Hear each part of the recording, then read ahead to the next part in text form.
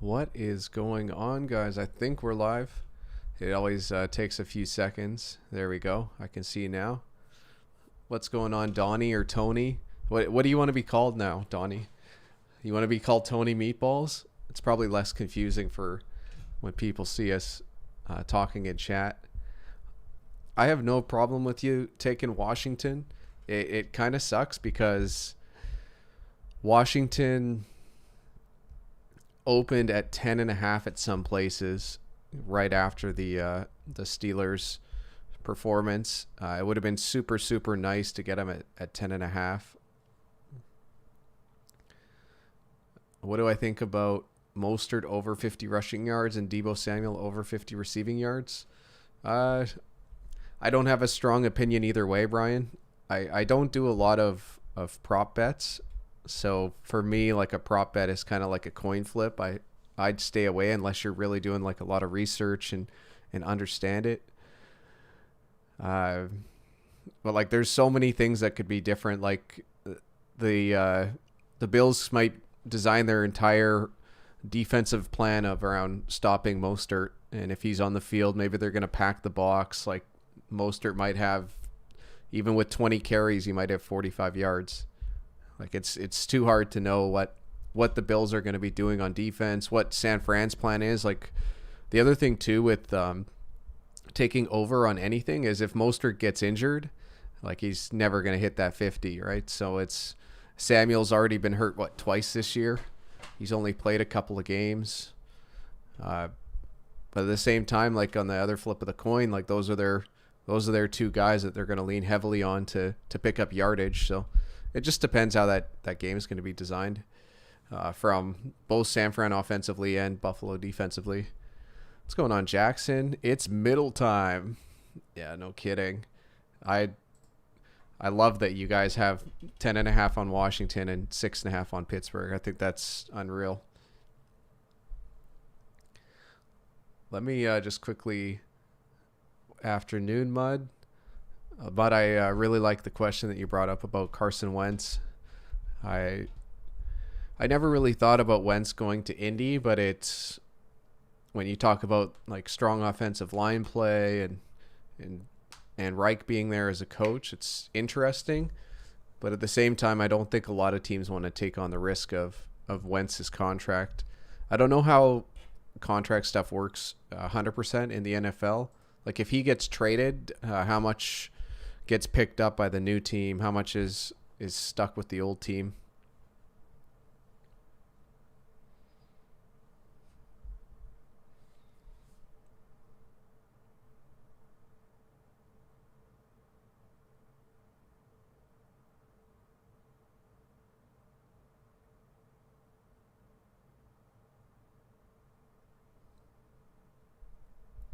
Hello, football fans. What's going on, Sarah Vuth?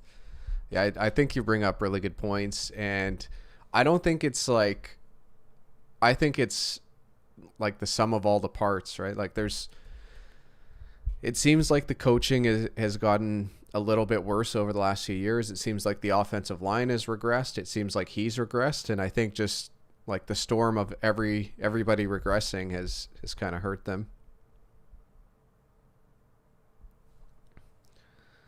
Yeah, I'm not sure how it works with like the guaranteed money and the contract side of things. Like, let's see if we can pull up Carson Wentz. What's the spot track? So he's signed to 128 million.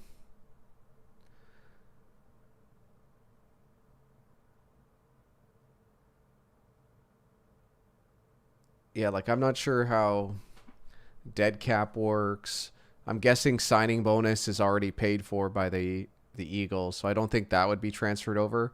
I think it's pretty much just his base salary that gets transferred over. But like I'm saying this, I'm guessing on everything. I actually don't know.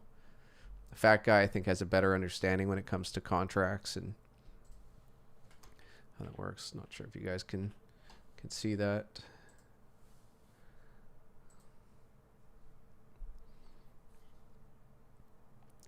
Yeah, but he's scheduled to make. Well, he's going to be a $34 million cap hit next year. Oh, there's a potential out in 2022.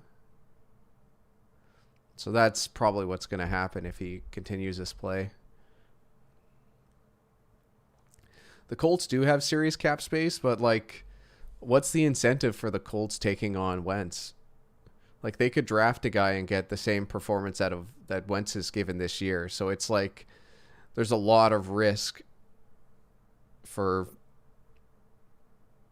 like, I'm guessing you're hoping that he's going to go back to how he played, what was it, 4 years ago?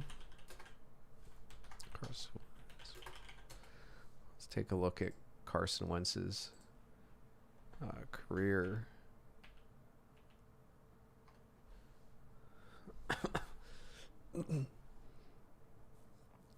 So he had the one season where he went 11-2 in 2017, and then outside of that, he's been 7-9, 5-6, 9-7, and then this year 3-8-1.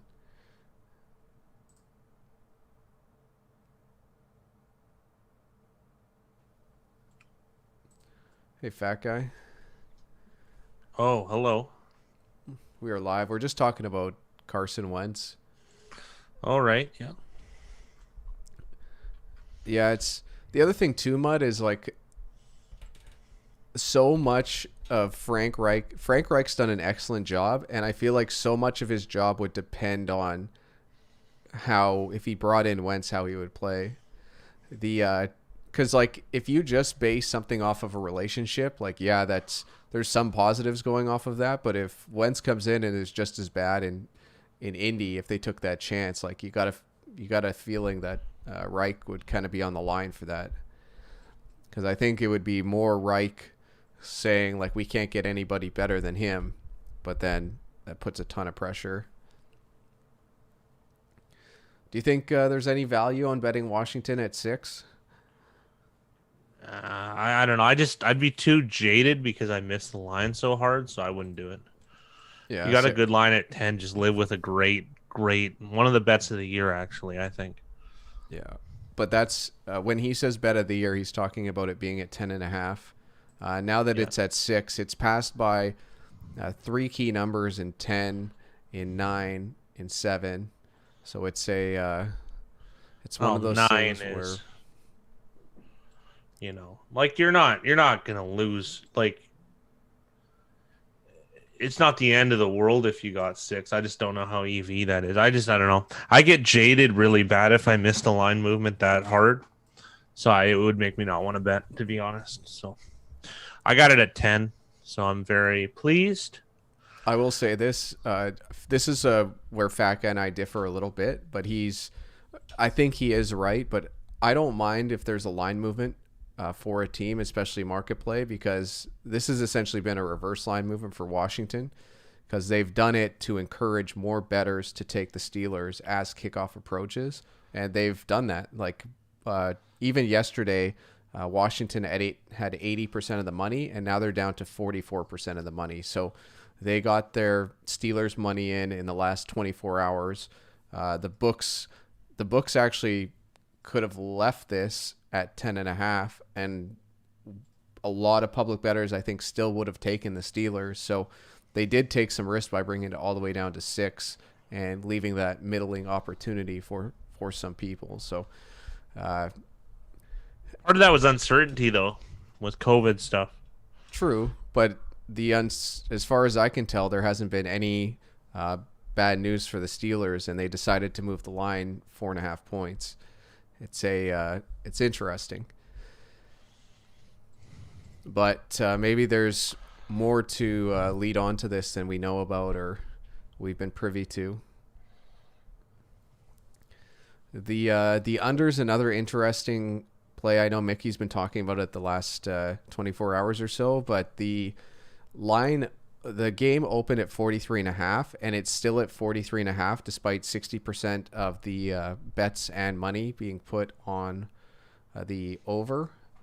Let me just check what this opened at Pinnacle for the OU and what it's currently at, because that might also change how I'm feeling. You never know 100% if you're getting the true data from this. So it actually opened at 42 at Pinnacle on the 4th, and it's been bet up to 43.5. So it's one of those things where the OU has gone up just a tiny bit. I'm probably going to leave it alone. I don't think I'm going to be betting this game on either play, the under or Washington.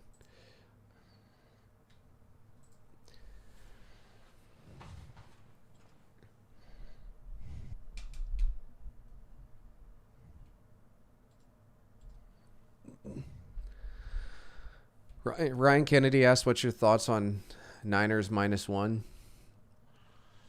I don't know. I've never liked that game, start to finish. That's the one thing I kind of feel. I don't know, like not guilty, but like I want to give you guys, something, but I haven't seen a lot of value lately, and this is another one of those cases. I don't like that game. I really don't. I don't like either side. I like what Mudhole did. He has a correlated parlay with Pittsburgh money line and over 42.5. Oh, so, if you can get that kind of stuff, that's great. Where do you get stuff like that down? That's awesome. I love that. If you can get that, no problem. I also feel like that's a good price because what is the Steelers money line for this game? MGM let you do that? -266.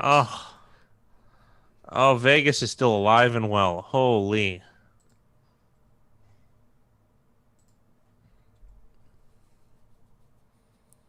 Yeah, there's not a ton of market value on the Niners. The only positive is it's similar to Washington. They've had some line movement in their favor, but you are getting, you could have gotten the Niners like plus 135 at the start of the week money line wise.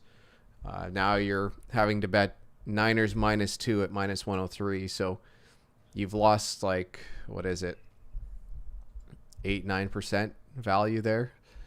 So it's tough. It's tough. If you wanted to get Washington, you had to do it at the start of the week. If you wanted to get 49ers, you had to do it at the start of the week, at least for this is decision-based betting, which is what we're always going to be preaching on here.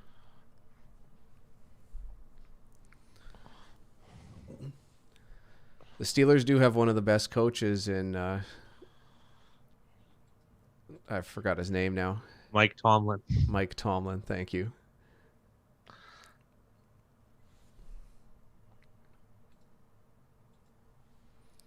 And Steelers have their ATS to tie the top ATS on the line, so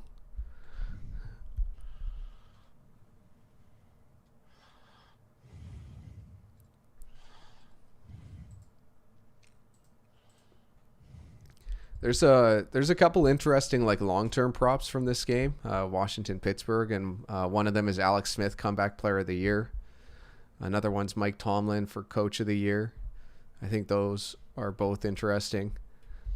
I think Alex Smith, it'd be very hard for him not to be honest. I know he's a huge favorite, but it's one of those things where an injury or, if a shitty performance or if he gets pulled, who knows? Who knows? I guess, yeah. Yeah, hopefully Dylan stops by. He might have had a hot date last night.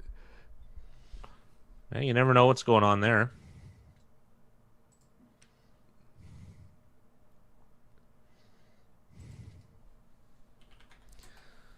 I guess kickoff is approaching pretty fast. We got 10 minutes till kickoff.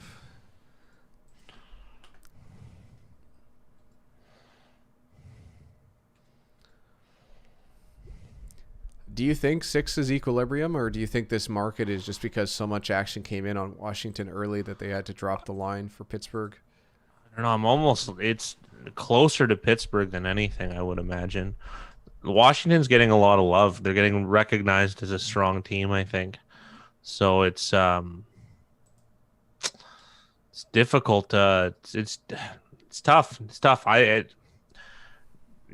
6 is closer to equal. I almost think it should just be 7, but what are you going to do, right? Like, See, I'm flip flopping, so it's got to be right. You know what I mean? Yeah.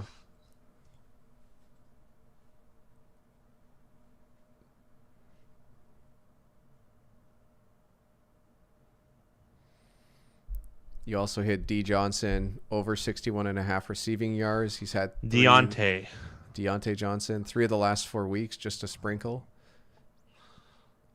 I was talking about it earlier with Ryan Johnson because he was asking about Mostert over 50 yards and Deebo Samuel over 50 receiving yards. And it's just so hard to tell like what teams are going to do like game plan wise from offense and from a defense perspective. Like what if Washington just decides like we want to shut down Deontay Johnson? You can still go on averages. You can still get that done. Like you can do the math on it. It shouldn't. It's not like the one thing about those prop questions is that can be solved with math, right? Like it's not like an insoluble problem. There's people that specialize on them and they can still beat them. You know what I mean? It is a bit harder these days, but it is possible. They have lower limits. They're and higher juice, and they're not as topical. So I haven't given them the time of day that I once used to. So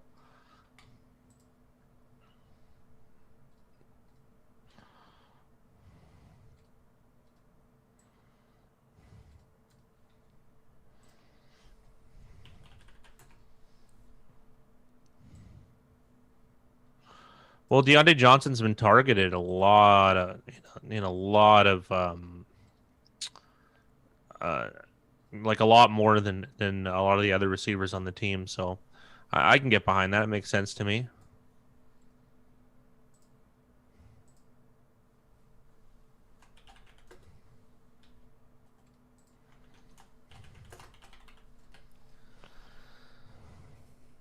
I'm going to pull up what props are available, just kind of go through it before kickoff, let you guys know what's there. We still have 7 minutes till kickoff, as far as I'm aware. Saying like 11 or 12, so it might be an 05 kickoff time. Surprisingly, at Pinnacle, Washington is actually down to 5.5 now. Plus 226 on the money line. The OU 43.5. For entertainment purposes, what's the alternate line of Washington? Washington minus 2.5. It doesn't go down to 2.5, but at plus 3, it's minus 141. No, that doesn't make sense. Washington. You want Washington as a favorite minus 2.5? Yeah, but at 3, like the spread's 5.5. He said. Do you know what I mean? Yeah, I've got it up on the stream. You can see here at plus 5.5, they're minus 113. At plus 3, they're plus 136. Oh, there you go. You said minus 141. Oh, okay. I see it now.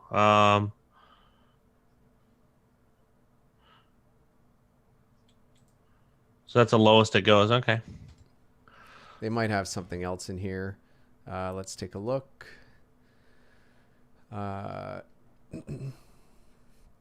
Money line, the total. You can bet team totals. So Washington over 16.5 points is minus 175. Pittsburgh under 24.5 is minus 119.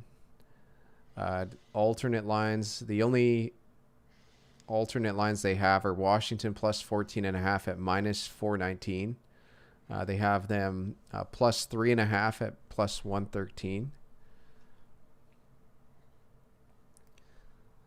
There's also, you could bet the over 48.5 at plus 168. You say plus 3.5 plus 113. Yeah, that's one of the alternate lines. Now it's plus 3. Oh, that's first half. Yeah, first half. Yeah, okay. Not the one that I read to you earlier. The one that I read to you earlier, plus 3.5, plus 114. That seems really not good. Well, you for can Washington. The Steelers minus 3.5 at minus 128. There's a lot of juice on that one. Holy. Yeah, there's a lot of juice on a lot of these types of things. That's why it's always like There is opportunity, guys. Like, make no mistake about it. If you do the research, there is things, but like that research can't just be looking at the last 2 or 3 games and saying this is going to happen. Uh, we're talking about like very very in depth stuff, but there is opportunity to be made on a lot of these. I'll call them funkier bets, but you do have to pay a higher juice, so you have to be right a lot more. More right. And then there's ones like this, right? Will there be a defensive or special teams touchdown? Yes is plus 240. So like you could have 5% edge on that game, and maybe the line should be plus 200. But the thing is like even if you bet that, you might go 3-7 over 10 games and still make money.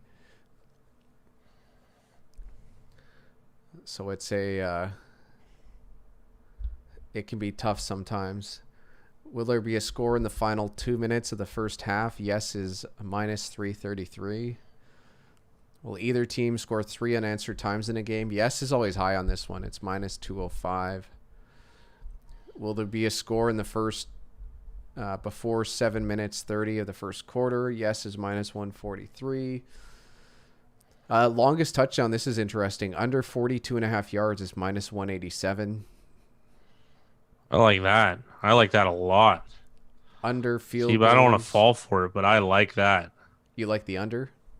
Yeah. The Both teams don't give up stuff like that. The under 3.5 field goals, minus 166. Total sacks in the game, over is plus 134.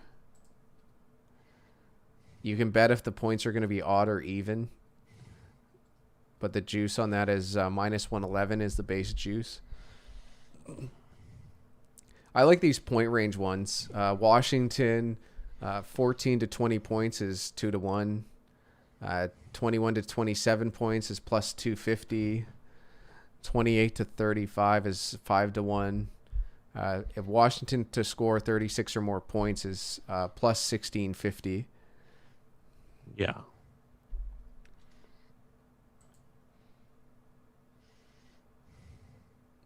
Then you can bet win margins as well. First, when you talk about middling plays, you could get Steelers by 7 to 13 for plus 350. That's actually better than a... there might actually be more opportunity on that than a middling play. Not quite, though. But that's an interesting one. The most likely out of all of these winning margin ranges is Pittsburgh 1 to 6 plus 250, which I find kind of interesting. Essentially wanting you to take Washington at plus 6.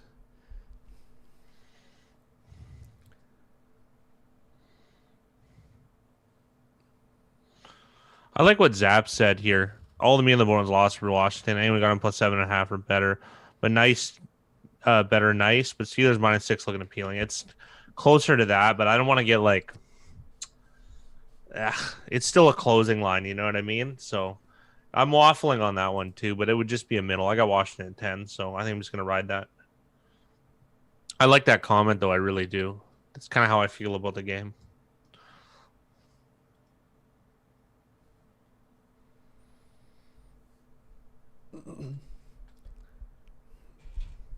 Untouchable says the game is on Fox. Also, we can see the bet share on Pinnacle site. So they have 71% chance that the Steelers win. However, 47% of people have bet Washington to win.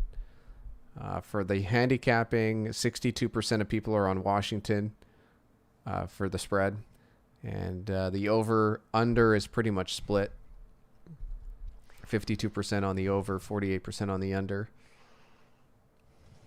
So interesting to see how the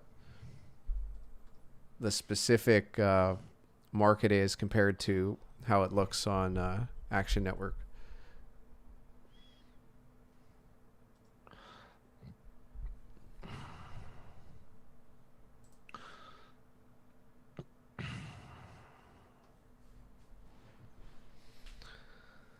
I keep forgetting that the San Fran game's on a neutral field. I'm actually surprised that that San Fran is favored considering it's a neutral field. And a lot of bettors agree. 64% are on Bills money line, 78% are on the Bills spread on Pinnacle, and 64% are on the over.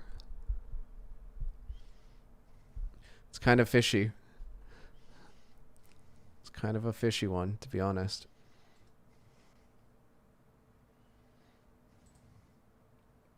Don't you find that strange that San Fran is favored on a neutral field against the Bills? I mean, I'm thinking about what you said. It's still a travel, you know what I mean? And there is no home field, so what does neutral even mean other than travel? Do you know what I mean? Like this year?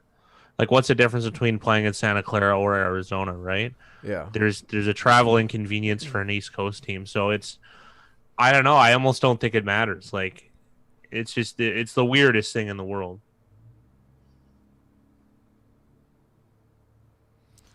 But how many people do you think? Fine. I think this is. Well, I just find it interesting that the books have it set at this line because they're obviously trying to entice people to take the Bills if they're going to give. Like, I don't think a lot of people would argue that the Bills have been better than San Fran this year. Yeah, the Bills have been more healthy, right? San Fran's gotten healthier over time, right? So they're still missing a lot of big players in this game, but I don't know. Is it the drop off is becoming minimal to Nick Mullins? It's a close one. It really is.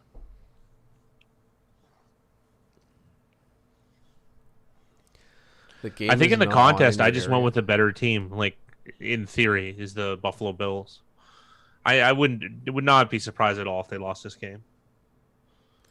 Yeah, that's what I mean. I just find that I think we were talking about how Bills at 3-point favorites seem like equilibrium. So for it to move to San Fran -2 on a neutral field is just bizarre. And the betting market agrees. The betting market is all over the Bills if this is what the line's going to be. So contrarian play is definitely San Fran. Yeah, that is a big movement. Wow. Getting confusing. Wrecking the fat guy's brain. Full of MSG and whatever else. We got the Canadian feed, so it's hard for us to let you know what channel it's on. Usually TSN is ESPN, I thought. Maybe I can pull up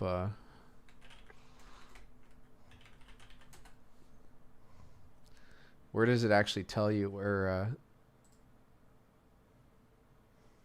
the game is on? It says it's on Fox on NFL.com.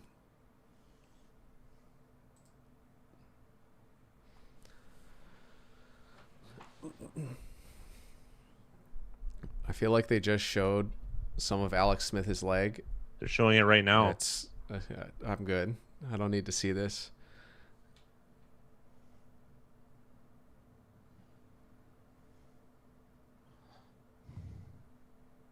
You live in Barbados? That's awesome. Oh, that sucks. I agree with you, Jackson. I think it's fine to do a middling play, but put the stronger emphasis on the team you originally took, because that value for Washington is even stronger when that line comes down to 6.5. But it's like any result between 7 and 10, Pittsburgh winning is going to give you 3 units back.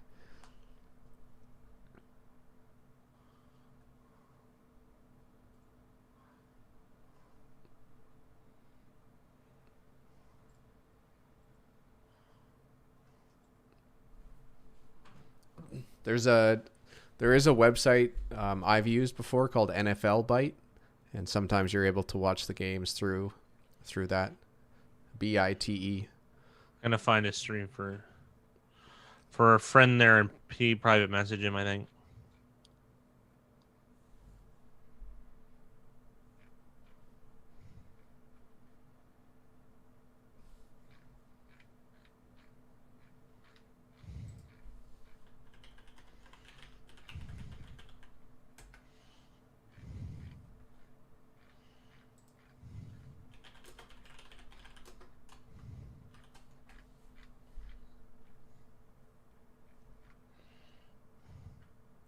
All right, Pittsburgh starts with the ball after a touchback.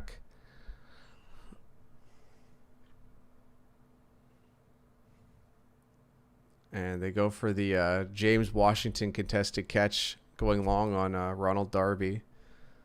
But the ball was thrown out of bounds.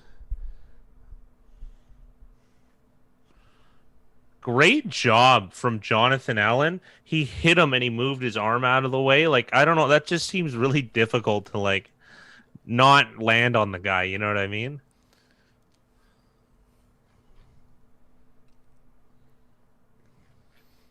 Looks like they bring a tight end over to Chase Young.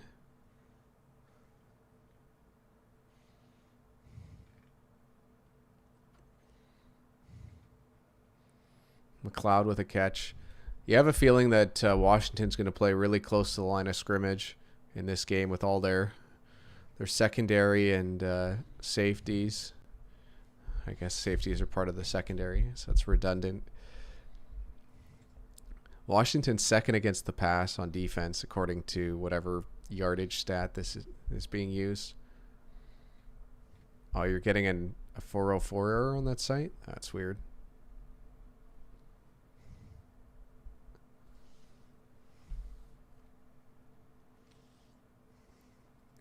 Ebron with the catch, but it looks like he's going to be a yard short. There, Jake posted another one.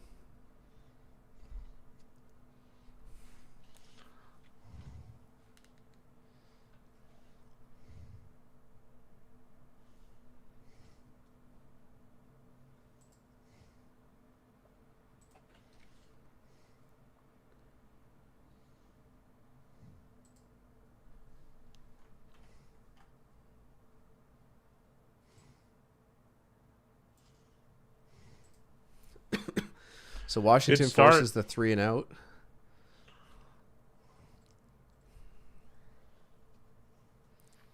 Fair catch by the football team. Steve Sims Jr., who is a low-end fantasy dynamo, according to many pundits, but never really translated into production.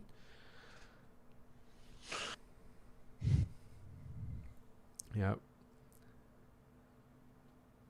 It says that the game's on Fox. Some people are trying to find different streams. There's that sportsurge.net you could try. I've used NFL Byte in the past, but some other people are having trouble with it. You can also try Stream East. First play for Washington is a positive to Terry McLaurin, their best wide receiver. Man, an upset would be kind of nice, actually, I think, here. I'd like Washington to win the division. I went all out on the gear today, too. I got T-shirt and a toque. This is a toque, by the way, not a beanie. Awesome.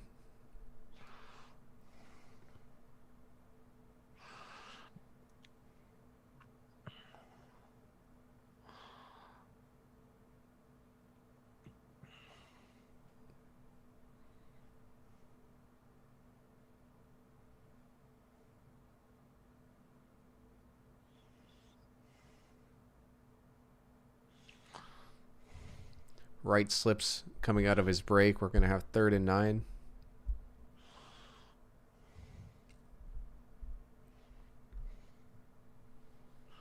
Yes. The debate is over. It's a toque. It's not a beanie. Beanie's a bad word. If it was a bit better, then I could handle it, but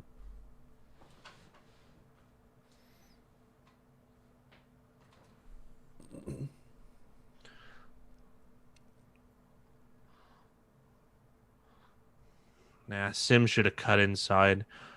How short is he? It looks like he's about a yard short.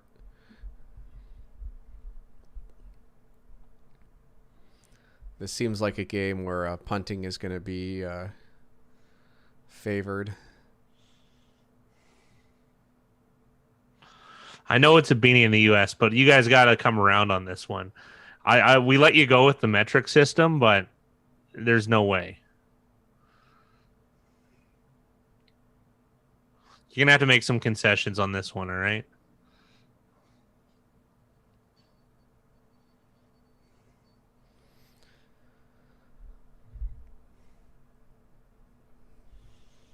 They still got positive yardage. This isn't that bad. Let's hope the coverage can get a toque.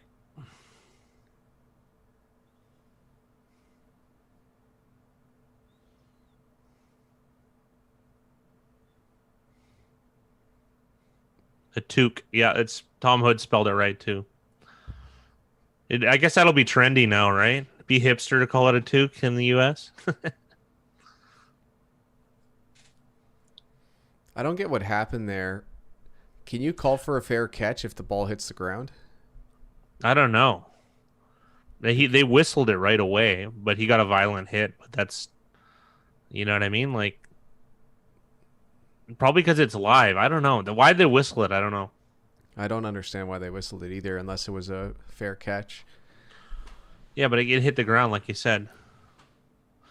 Hello, Mickey. Sorry about the timing of this, but we had to pick a game, and this is her.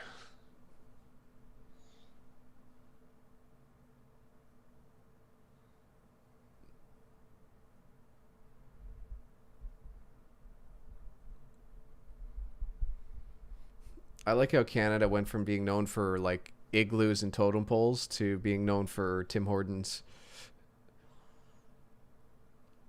They have Tim Hortons in New York State, yeah, right? Like that's a big East thing. Coast, I think they do. Yeah. Tim Hortons used to be a thing. I don't know. It's not anymore. Well, Tim Hortons was bought up by an American company, weren't they? Oh, right. Yeah.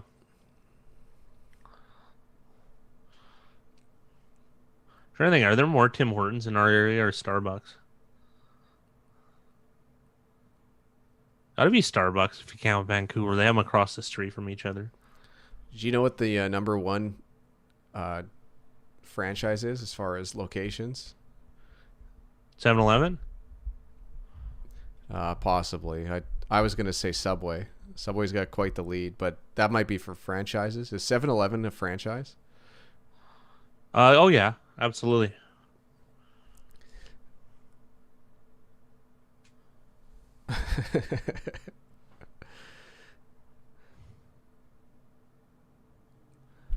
They have Tim Hortons in Dubai? What? That's interesting. No, Tom's clearly been before double and a maple donut. Yeah, that's just what you get. I was never privy. I drink coffee black. I'm one of those. And it rarely, if ever, I like iced coffee.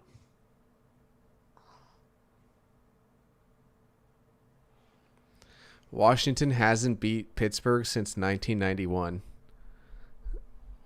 That's crazy. They probably haven't had that many games.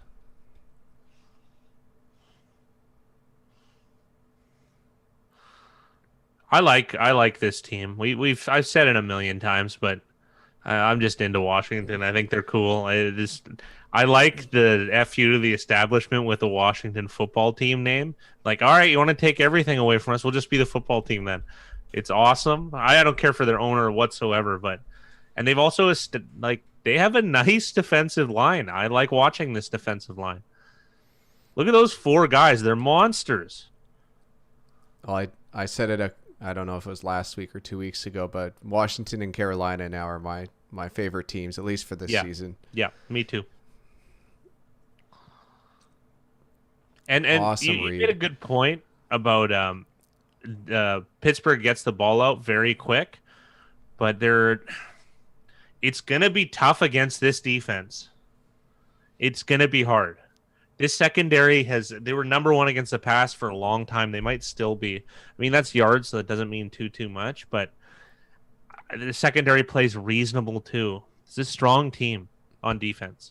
Well, the other thing, like, now that I'm thinking about it, if this is going to be Pittsburgh's plan for the playoffs, it's going to be tough against any playoff team if they just want to do these quick hitter plays, because you can kind of, I feel like it's easier to defend than if you have to defend all the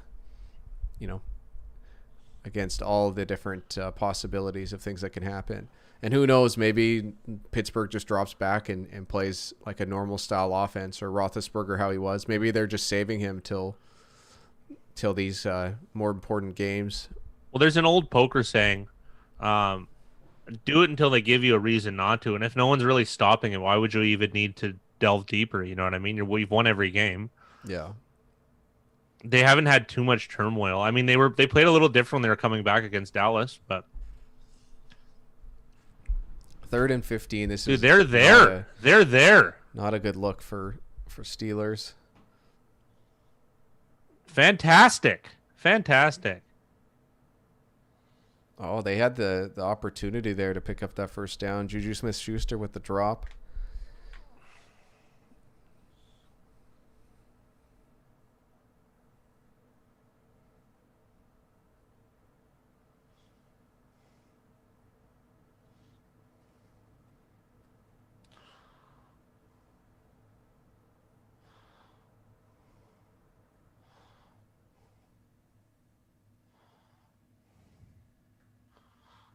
Washington footballers, fine with me.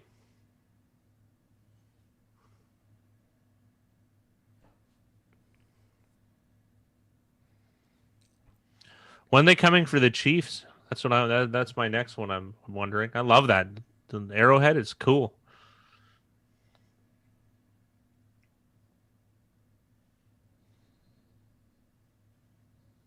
That's a block in the back. Yeah.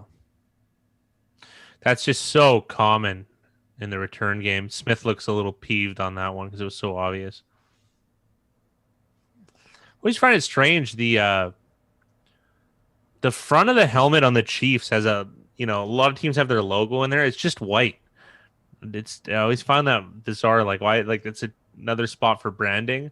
And I guess the football team is doing a very similar thing, but they don't have a brand to even put on it.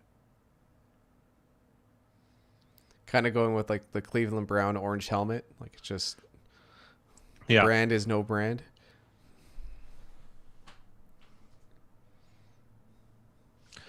The reason that normally that penalty doesn't mean anything, I think in this game that penalty actually does, considering this is a chain game, gang. Chain game. Ugh. I can't even get it out there. This is a game of minimal scoring, I would imagine. Tough yards. The over-under is down to 39.5 on the live line. The live line for the game is 3.5. Wow. Which is, quite interesting. Wow. A lot of respect for Washington, considering it's just been a couple of drives so far. It's going to be tough to have to bet against them pretty soon here.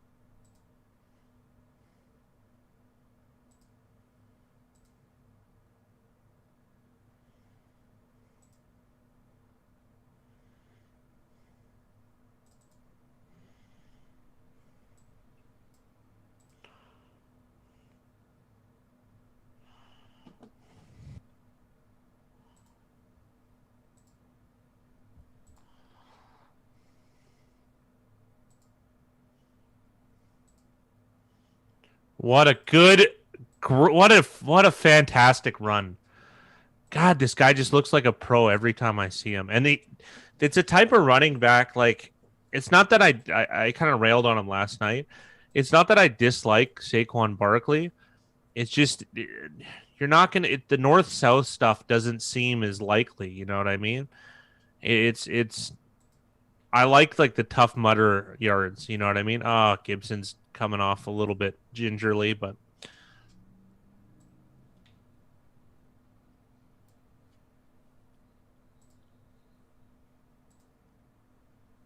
I'm surprised Smith didn't throw that away.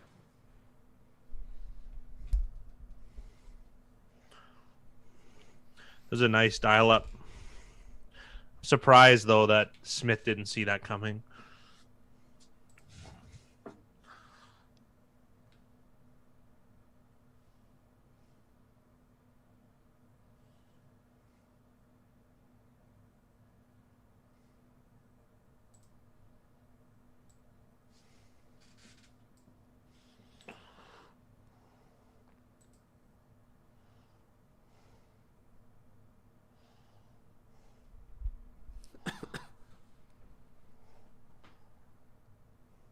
Logan Thomas, nice play. They should probably use a little trickery, I'm thinking, with him. They did that. I can't recall it. Was that Dallas they did it with Logan Thomas, a former quarterback?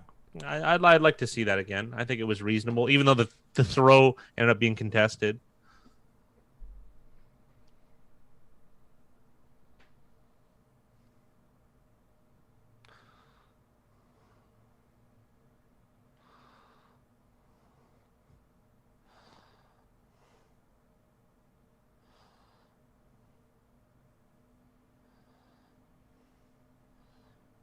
$41 should get open here. Oh. This is fine. Completely fine. We need a nice punt, though. What happened to the coffin kick? Let's bring that back here.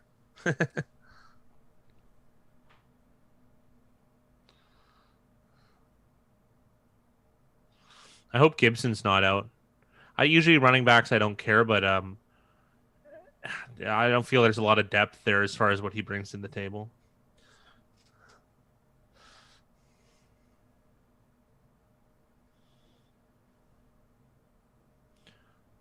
Oh, that's going to be a flag for sure. For sure. We got a first down here for Washington.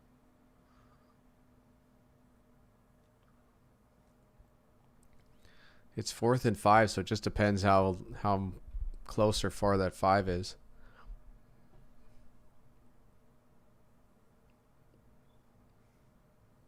Right on. Revived.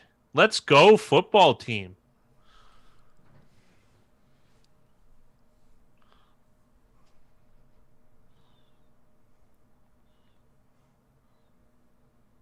Playing some ASAP Ferg in the building to nobody.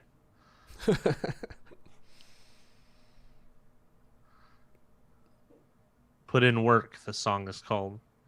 Which I guess is that their defense song? All right, that makes sense, I guess.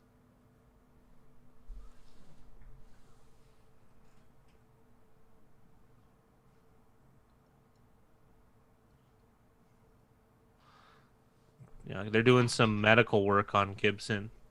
So I would expect him back.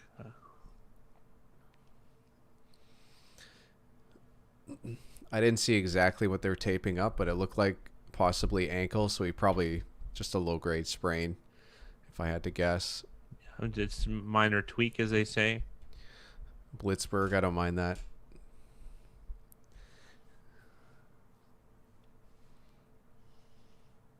They're threatening now.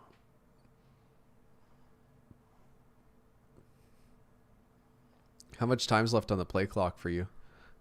13. Yeah, you're 7 seconds ahead of me.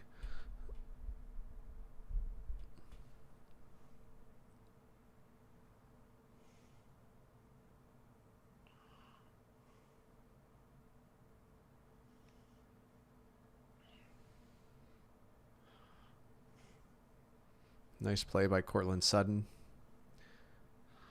Cameron. Cortland Sutton, I think, is on IR for Denver. Oh, what's his name again? There's Cameron and Cortland. Cortland's the receiver Oh, for okay, it Denver. was Cameron.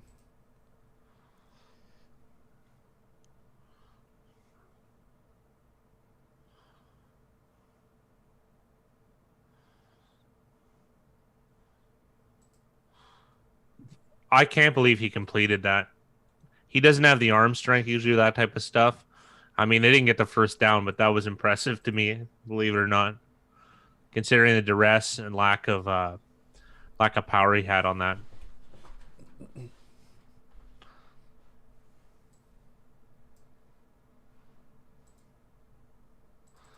So they're gonna punt it, but God, you really gotta. It's tough because you're not gonna get much if you get a touchback here.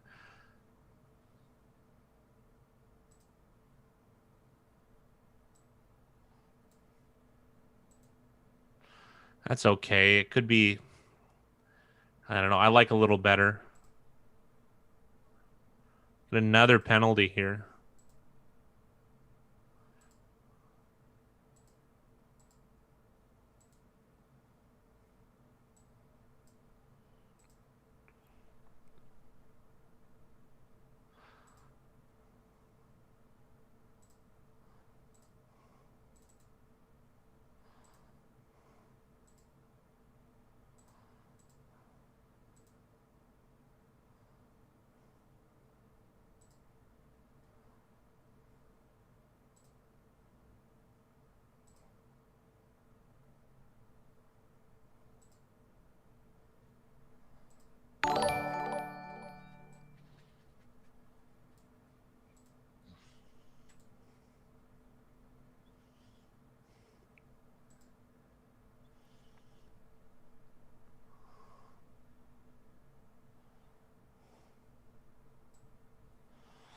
They really got a net gain of like 20 yards there. I hate that. I don't really blame Rivera because I don't like your chances of getting it on 4th and 9, but there's got to be something.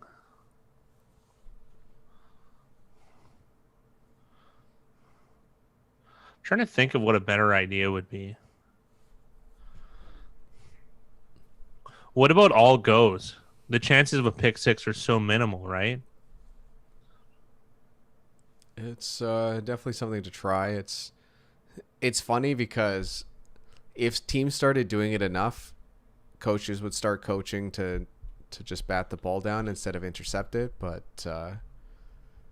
it's one of those things where like you can do weird things like that and get the punt, right? Or at least try it on 3rd and long rather than. Well, if you throw an interception in the end zone, who cares? You know what I mean? QB pooch punt. Yeah. Yeah. The Steelers used to do that. Yeah, the pooch punt is actually pretty awesome. Roethlisberger has done it a few times. I can't think of any other quarterbacks that have done it off the top of my head. I think Brady's done it. That's about it.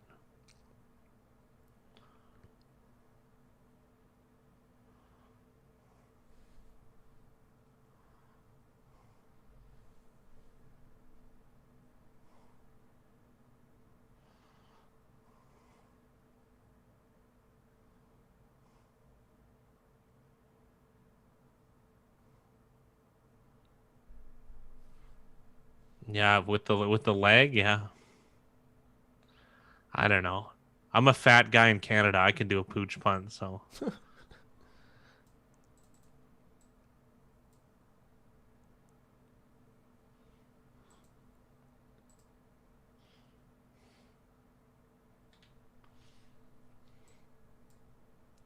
Randall Cunningham is the best punting QB.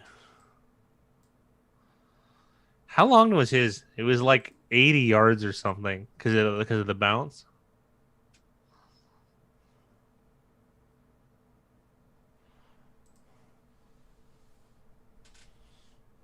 It was 93 total. Holy.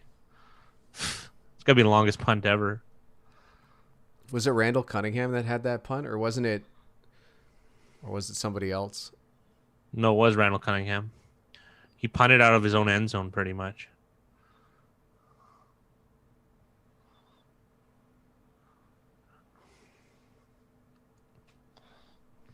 Holcomb's made a couple nice plays on the first few drives of this game. Well, those guys are going to have opportunities, right? Like, because they're the guys that are like, if you're on offense, you're the guys that want like you want those guys to have to. You don't want to run right into Deron Payne or any of the big boys up front. It reminds me of when Corey Littleton was on the really good Rams defense. Yes, because it was like, oh, he's the weak link, and all of a sudden he turned into an excellent player that year. He got a huge contract too. Bucket pass just caught by James Washington. Elway used to pooch punt back in the day. Yeah, I don't recall. There's a 3rd and 93 play. Is that in college, Jack?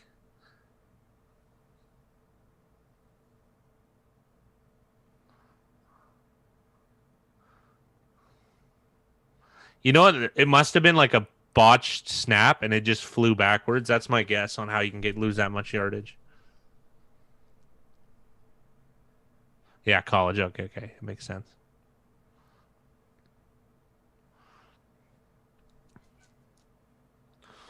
I kind of like when the running back like just dives his body for it, and you get that extra like 2 yards, and it's not stoppable really either, unless you really like unless there's yeah, like it's just tough. I feel like Derrick Henry does that. Well, the other thing too is that a lot of you actually take less damage somehow. Yeah. Like unless you can get piled up on and you're a little bit vulnerable, but for the most part, it's a good way to avoid contact. What a good job by Sweat. Sweat lacks in the power department, but in the speed department, he is way up there, and it's nice to see that he's starting. You know what I mean? Considering they have guys like Ryan Kerrigan in the wings, which are quality players, all bit very long in the tooth. He caught it out of bounds. No way. 4th and 3. Another thing too about like having plays like where the quarterback punts, like don't you become like a more fun team to watch and like a more fun team for fans if you're doing things like that? Weird metric that I wouldn't have thought of, Big Rye, but yeah, and it's a talked about point. Look, how much stuff do you remember? Tom Hood remembers 2 punts from Elway in a playoff game. Probably doesn't remember any other plays, I wouldn't imagine.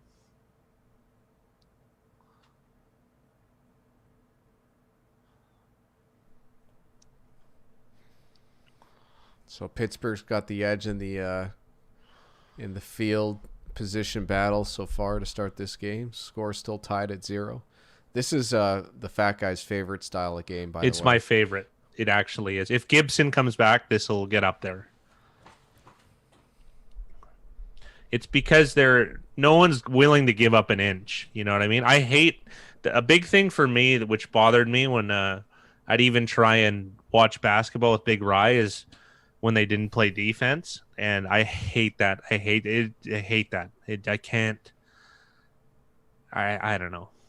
I can't abide by it. When I played sports, I was too lazy to play defense, but I wasn't too lazy to injure the other players, so that always worked out. I was the Bill Laimbeer of high school sports during my prime.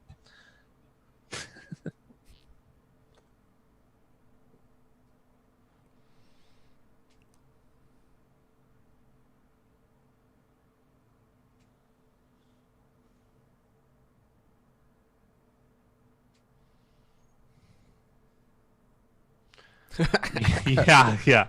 Him and James Harden, yeah. I can't stand it. Although when I was betting NBA basketball a lot, it was during those Celtic teams.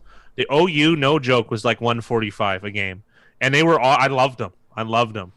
Watching Garnett and them, they're not giving up anything, nothing, not an inch of court. It was great. You know what's ironic about Carmelo Anthony's career is I could really care less about Carmelo Anthony when it came to like NBA basketball, but Olympic style USA, Team USA basketball, that guy was like the best player on the court every time he stepped on for Team USA. Well, that was It his unreal. time. No one took it as serious, I don't think. And don't forget, didn't he win a collegiate title with Syracuse? I think he might have. I think he did. I hate when people don't play defense. Like professional sports, you're joking around with your friends, whatever. But you're a professional athlete. Like, I don't know. I just can't. I can't. Ugh. Yeah, they won the national championship, and he was a freshman in 2003. That's fair, Jack. That's fair. All right. What about Amari Stoudemire then? You can defend him?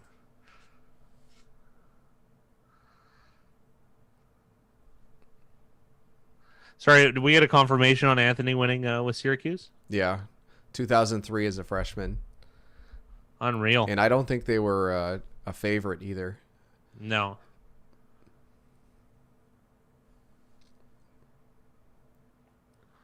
He won as a freshman too? Wow. Oh, jeez. 10-6? What an ugly game. I love it. Oh, he might have broke his toe.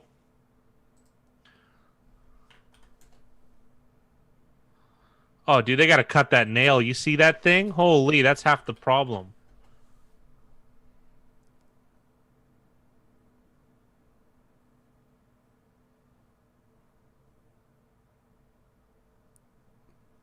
Anybody know what seed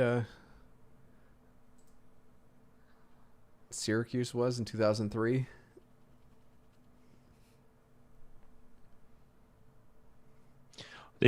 Washington has to be very weary of a turnover here, like one of those stupid ones where it's a tip drill or something. This is the kind of stuff that could derail them, and they're way more likely to do. Oh, it said 4 seed. Thanks, Jake.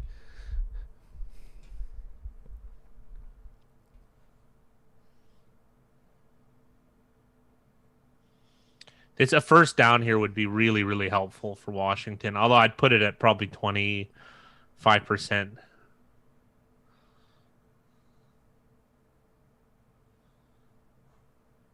Maybe 20. Oh. Well, there's Fantasy Wonderkind, Yeah. Steve Sims, dropping a pass over the middle.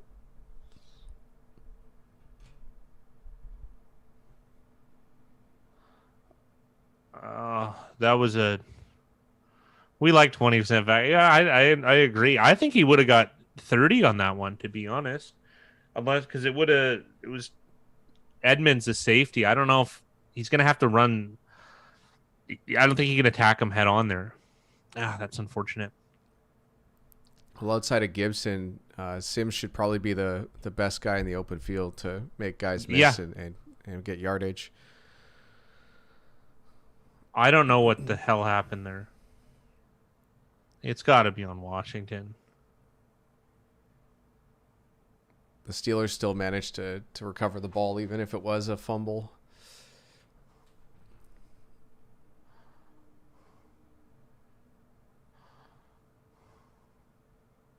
Yeah, Washington made contact first. It was really close, though.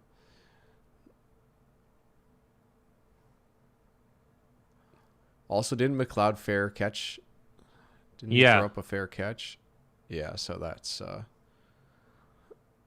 What's a holding on? They didn't pick that ball up? Pittsburgh ended up with the ball. That's so bizarre, too, on that. And then they get a penalty against Pittsburgh? Hilarious. Oh, it was a hold? Yeah. So that was a live ball, Big Rye. My goodness. God, that would have changed everything. Just as I say, we can't give up a stupid turnover. Washington's way more likely to do it, and then Pittsburgh is so close there. Not that that's really that guy's fault. I don't see it's not running and it's not encroaching on the rules. So live line is 5.5. How did it go up? There hasn't even been a score. There's less time. It'll change with possession. So now that Pittsburgh has possession, the line will change a little bit.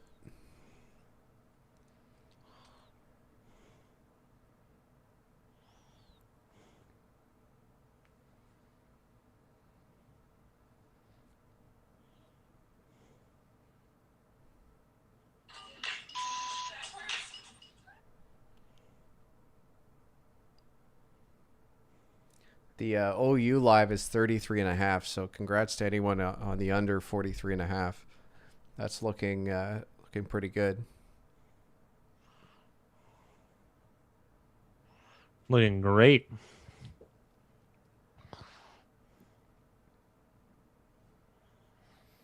Ryan thinks the 49ers win easily.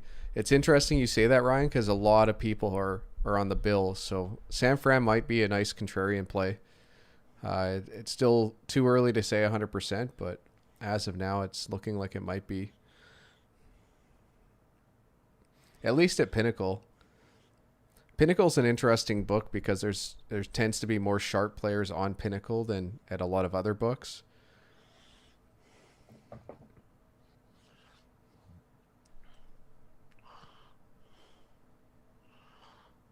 And are they really commercial plaguing this game? Like, this is a good one that it's a, I don't know. For me, it's a page turner. Like let's get back to it.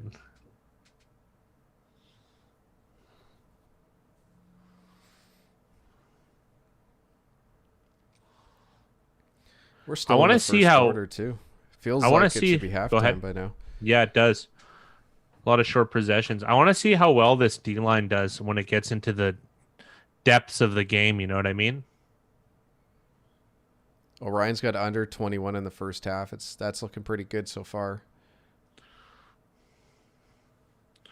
Like another flag here, probably against Pittsburgh, I would imagine.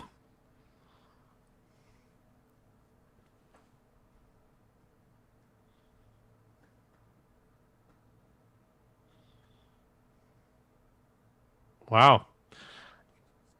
Holding on defense, decline. The one thing for this game is going to be about who tires out first.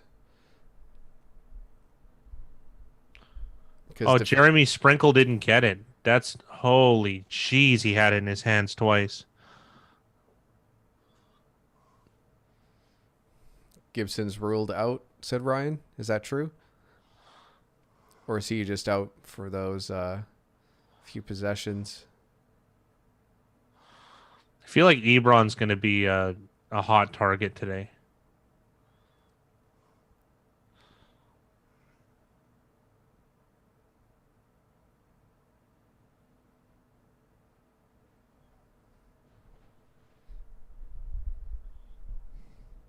Oh, he's doubtful to doubtful. return. Yeah. That's not good. Doubtful essentially means you're out.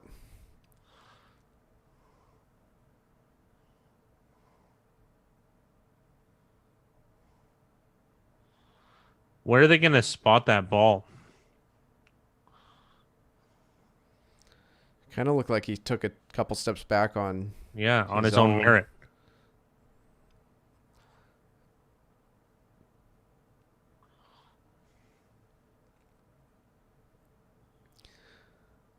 Tom said this is looking like it's going to be a 10-6 game, and I wouldn't mind that at all.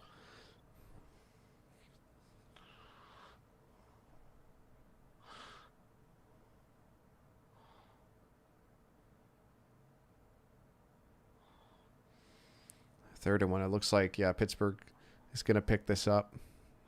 Barely.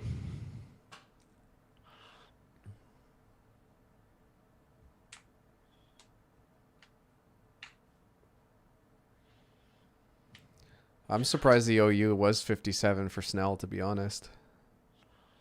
That seems pretty high.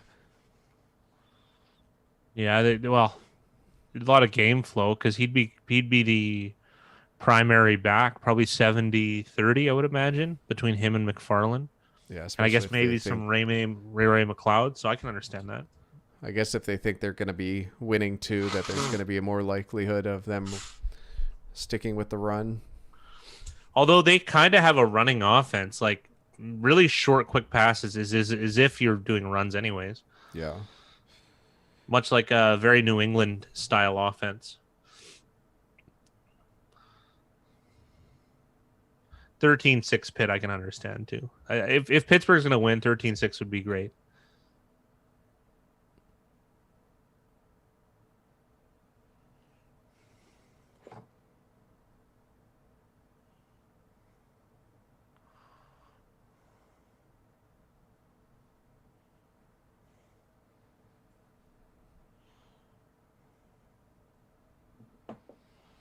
Yeah, so far, who knows? They might be doubling Claypool.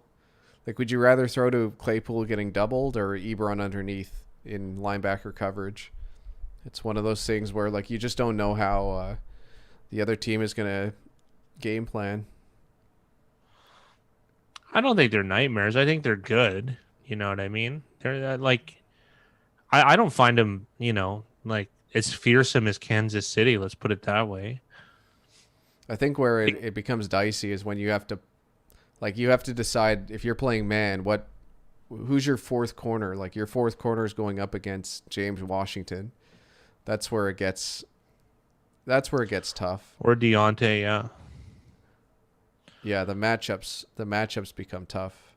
Don't forget though, man. If you have that many options, though, the propensity to hold on to the ball is longer, and you also have one of the strongest pass rushing teams in the league, right? Yeah. Like, yeah, Pittsburgh has the record, but you'd be really hard pressed to tell me Pittsburgh's D line is better than Washington's. Washington's D line is 1-2 years away from being all world.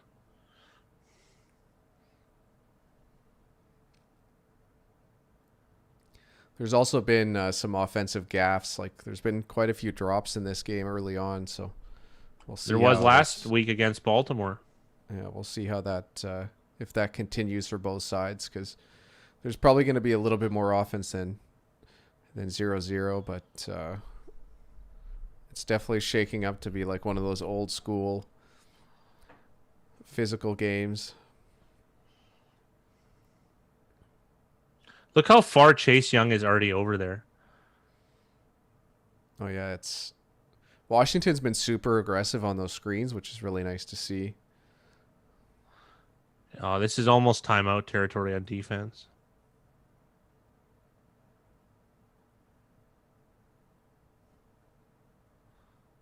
Another drop.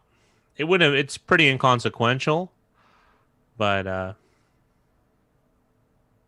3rd and 12. Ryan loves the Chiefs next week if Tua plays. I think we're the opposite.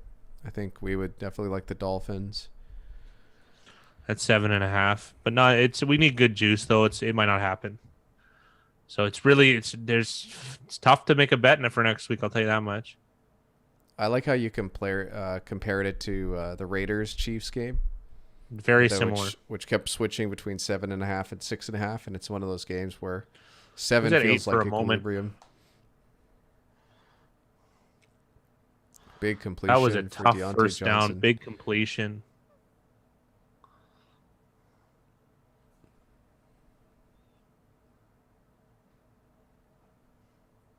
It's not like the coverage was terrible either. He was just a hair off. Nice, like, up and zig.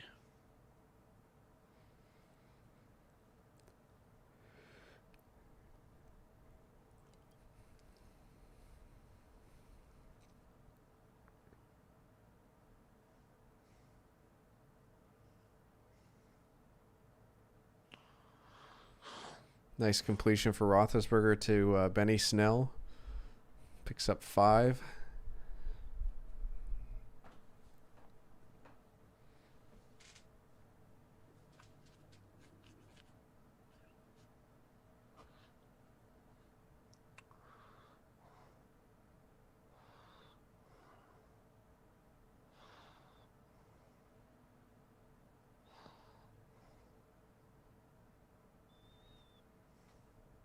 Batted. Fantastic. It's Deron Payne, one of my favorite players. They rushed inside linebacker John Bostic on that one, formerly of the Bears. What a play. Oh, man, that could have been intercepted, too, on the tip drill. Well, that is the one thing, right, about being a defensive lineman playing against Roethlisberger right now is that those tip balls are probably more likely than anything else you're going to get. And those tip balls can be very, very dangerous. They have a chance, yeah. Did he catch it? Wow. Nice touch pass from Roethlisberger. That's the second time we've seen him do that on a key third down play over the last 2 games. And one of those rare, like, nice touch passes in between coverage. Like, that's I don't think a lot of coaches would recommend throwing that ball. He hit the DB at his back turn, though. 31, though, could have played that different. He's a young player, though, and, like, I can understand that, too, because he didn't realize that he has to, like, adjust his zone till it was too late. But, you know, he tried to make a play on the ball, too. I don't blame him. This looks like a nice screen. Wow, Deontay Johnson lowering the boom, one of the smallest guys in the league, and able to move the chains here. They look touchdown bound on this drive. This is a tough one, though. Washington's not giving it away, but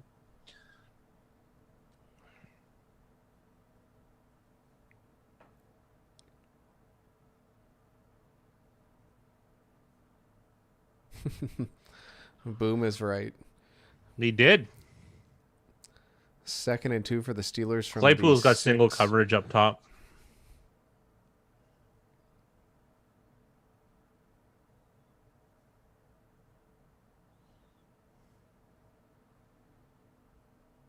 Oh, I can't believe that was a touchdown.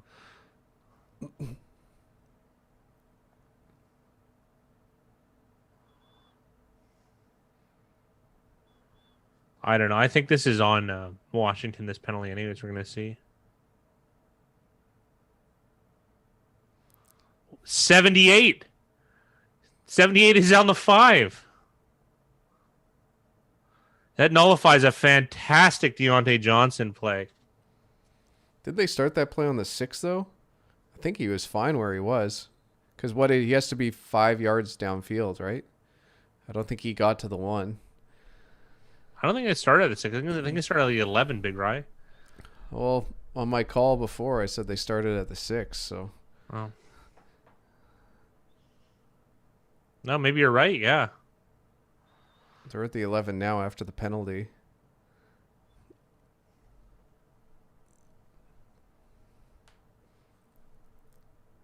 No.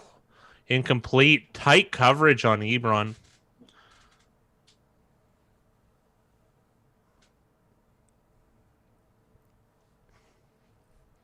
Yeah, these are really the key plays of the game in the red zone when a team can get into the red zone. Look at Bostic. He moves his hand down and just bats that ball right down. That's great.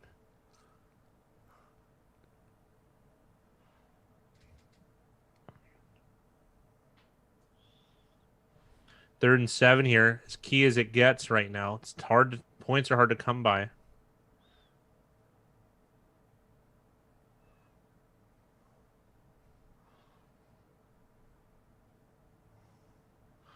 Wow, they really went after the ball on Claypool, who made a contested catch at the 1.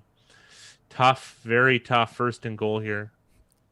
I'm going to say this has been a long drive, and the Pittsburgh O-line won that play. They managed to give Roethlisberger a lot of time to make this throw. And Darby against Claypool seems like a mismatch, though. Darby is like 5'8".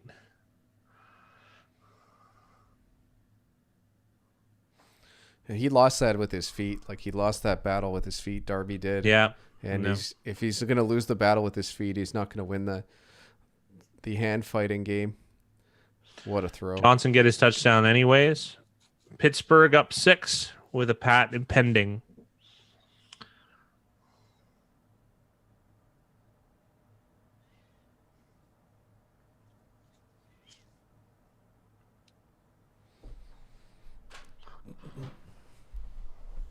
Hey, Josh.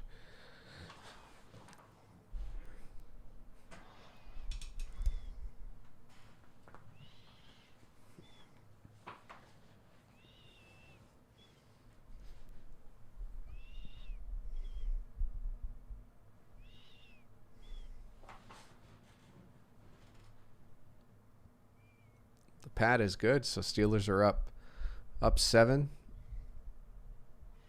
Never It's a trust bad the way of Bears going, again. Ryan. It's hard to trust Nagy. Nagy hasn't been a very good coach the last couple of years. It's not about them. It's about the number. You get a good enough number, the Bears are a bet. The middle is a cover right now. That is true, Jackson. This is a nice spot to be. What's the live line? I'll leave this up because I want to see what the live line is going to be. But at the same time, I just want to see what the line is on the Bears next week. End the game now. Herbert might skid his rookie of the year. There's a possibility. After that game, like, it had to have hurt his odds. And then the next two guys in line, I would think, are Justin Jefferson, Minnesota wide receiver, and Josh Robinson, undrafted free agent running back from Jacksonville.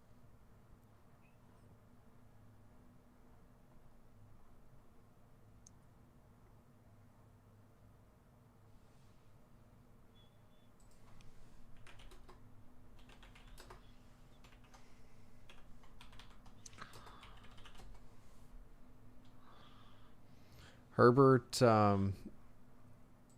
was at minus 900. I can't see what the date is, though. You got to remember, too, though, Randy Moss numbers might be a stretch. Randy Moss got 17 touchdowns his rookie year. We're not quite there.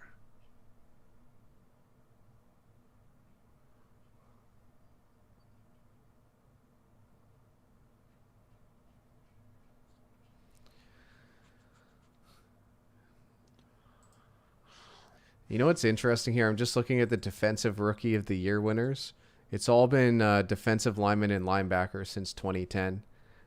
You tell me where you think the value lies when it comes to selecting. Or I'm sorry. There were 2 defensive backs, Marcus Peters and Marshawn Lattimore. They had pretty good years, though, like really good years. Justin Jefferson, Tua, Chase Claypool, Clyde Edwards-Helaire, James Robinson. James Robinson at 38-1 is interesting. Can we take that right now? No, it's not offered here, at least at the book that I have, so you'd have to check the books that you have.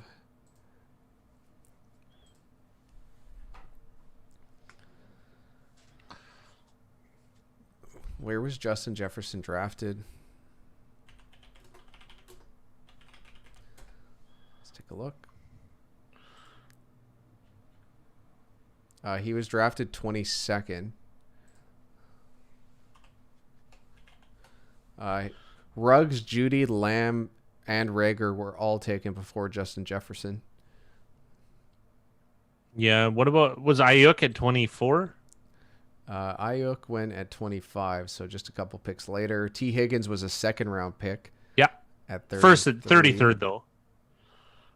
Claypool was a second-round pick at 49. He was like the 10th receiver selected or something like that.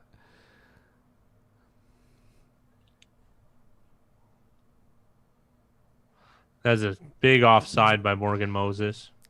Even the Bills managed to get Gabriel Davis in the 4th round, which I think is nice value.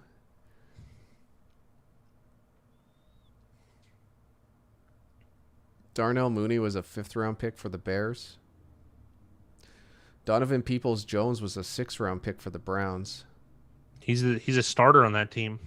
That's excellent value for. He replaced Odell Beckham pretty much. He's the starter on a 9-3 Cleveland Browns. Yeah, he is. He's WR2, like 3. That had to have been delay a game.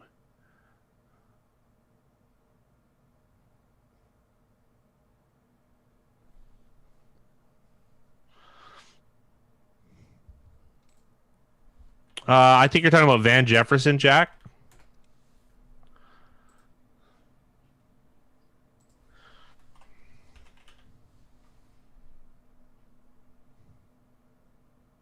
Yeah, they drafted Cam Akers and Van Jefferson in the second round.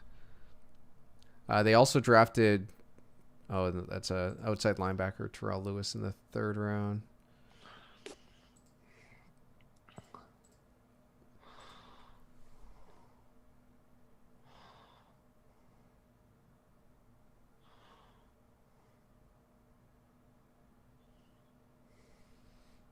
Tonight's game over 47. I'll tell you what the market is.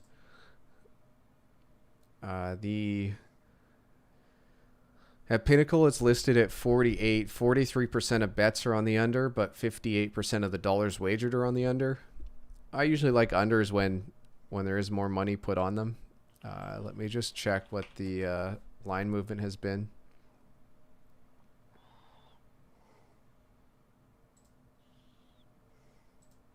Good job here from 28. Who's that?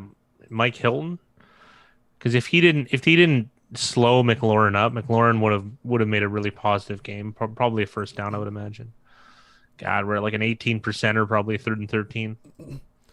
Yeah, I don't mind the under for tonight's game. I don't think there's a ton of value, but if I had to pick, he got it. He got it for sure. Oh, not for sure. He got it though, I think. It's real. I don't know why I overreacted and said for sure. I just wanted it, I guess. But it to me, it looked like he got it.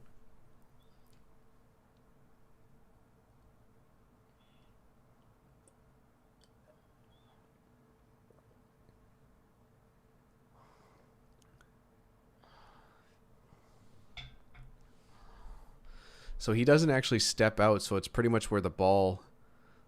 That's a first down. That's a first down. It looks like it.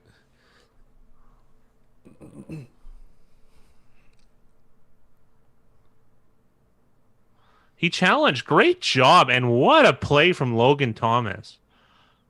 How is it not a first down? It just depends on where the that Steelers ball... sideline.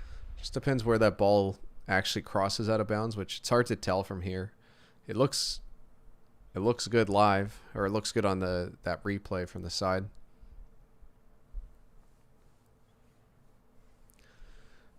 I will show you this, which I do find interesting. Let's see if Pinnacle still has it up. The bet share for this game, as far as the spread is concerned, at Pinnacle, 73% of people are on the Bills and 27% are on San Fran, which I find interesting. We're probably not going to stream the second game. No, just this guy. I think we got some work to do. We got the video and stuff. So it looks like there's nice contrarian value. Actually, at Pinnacle too, the under only has 25% of people on the under. So San Fran and the under seems like it might be the contrarian play. Nice stack too. I feel like Buffalo wins a lot of high-scoring games, oddly enough. Seattle, Rams. Allen has 417 week 2 and 415 week 9. I think Ryan's got one that's close to 500.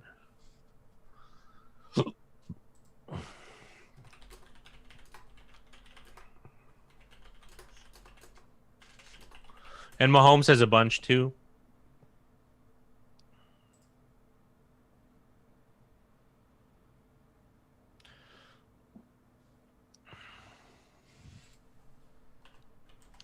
I'll be back momentarily. Matt Ryan 450 week 1. There you go. Well, Prescott threw for 502 against Cleveland Seattle? On the 4th.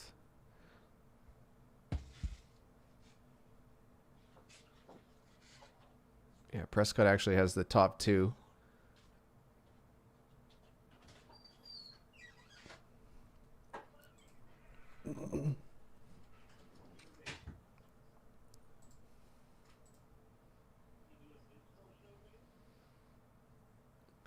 But there's a stat. How did Norm Van Brocklin throw for 554 yards in 1951? I want I want a deep dive on that game.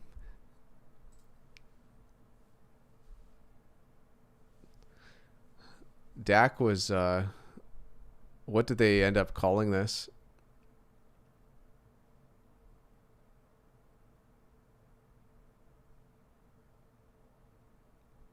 Oh, they called him short even after the challenge.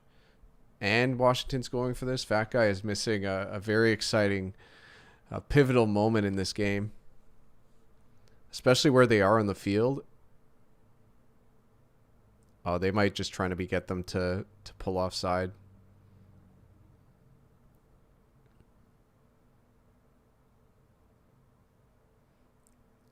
Oh my goodness. I actually really like that play from Washington, but it gets blown up by Pittsburgh. Holy. That just turned this game on its head. I look like a first down, but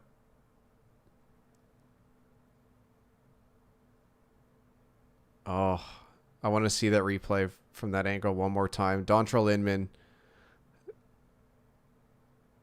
I don't know what Dontrell Inman's doing on that play.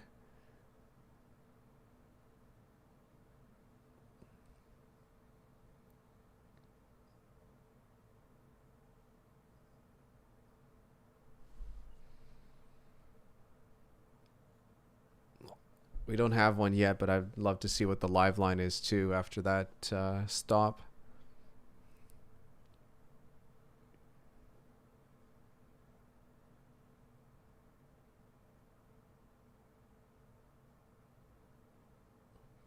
Another big tackle from Holcomb, who's done an excellent job making aggressive plays to the ball in this game.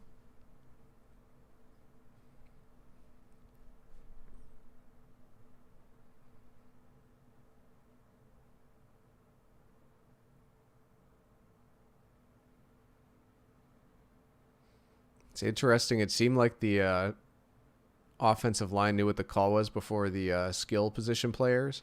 I can almost guarantee that this is a run. I'm sure Roethlisberger can audible out, but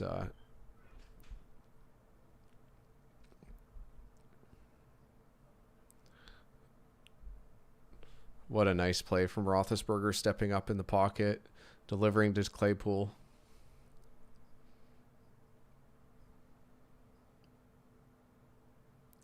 Washington's in a zone here.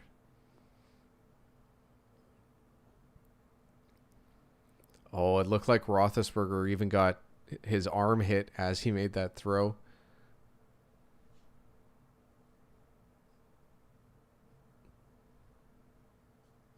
So 1st and goal for the Steelers.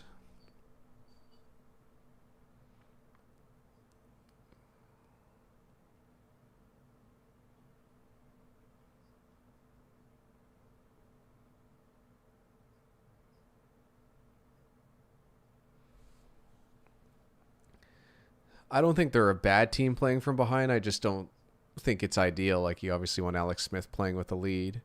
You don't want him having to be too aggressive on offense.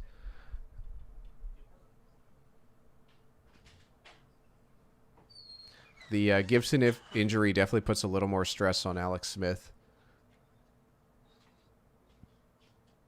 Nice play by Washington there. We've got 3rd and goal. I almost prefer Washington's chances at the goal line than like 5 yards out. I know that's counterintuitive, but I just feel like it's a strong. What happened defense here?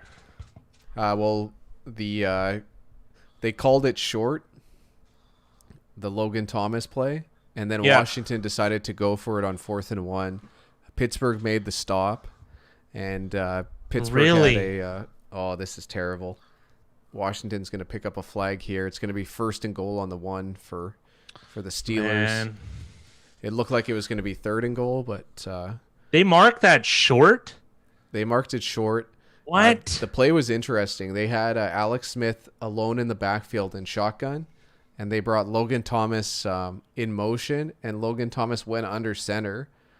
and they hunted the ball to Logan Thomas, and he did like a jet sweep handoff to a receiver, and Dontrell Inman just completely missed his block, and I think it was Steven Sims got. Oh, that's so lame. Just go stopped. north-south with Peyton Barber. Why they do that? I know it's interesting, but don't. You don't need. It's not even a yard. Well, That's so upsetting. The tough part is like you're counting on Dontrell Inman to make a block.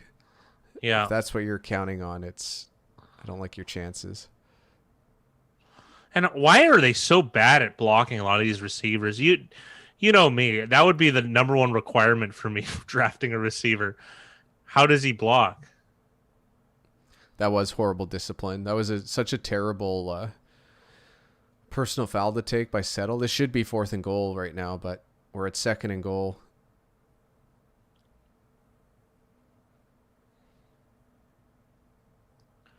Snell is short again.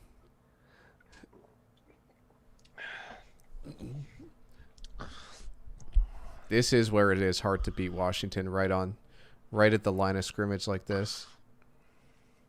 Wait, how many downs have they had? 7? 7? 1, 2, 3. That's the 4th one. So it's going to be 3rd and goal.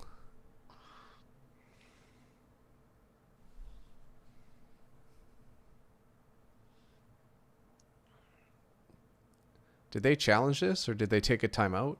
Took a timeout. You might as well challenge it then. What's the difference? I guess if you win 2 challenges, I don't know. Well, there's nothing, like he was short there, so Yeah. it'd be dumb to challenge.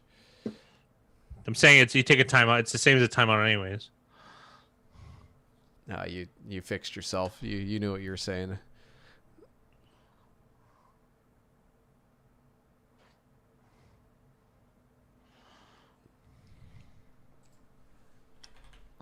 It's ridiculous how much they've invested in their offensive I can line. rat them off if you'd like, Josh. Chase Young's a 1st-round pick, Deron Payne, Jonathan Allen, and Montez Sweat. Those are 17, 18, 19, 20 first-round picks. That's right. Kerrigan 09. Pick, 2011. 2011? Oh. Yeah. Ryan Anderson was a 2nd-round pick in 2017. Tim Settle was a 5th-round pick in 2018. Yes!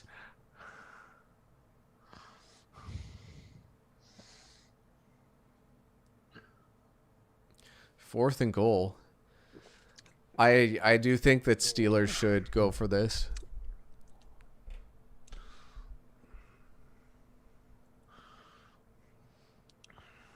I do like the play call too. How is 5 Washington defenders chasing this down though? Like that's a pass to an eligible tackle. 4th and goal, and they're going for it. Yeah! That's how you do it. Oh, man. That's 7 attempts on the goal line. Or, sorry, 6 attempts on the goal line. You'd love to see that. I love to see that. There's a lot of happy people in this chat with that stop.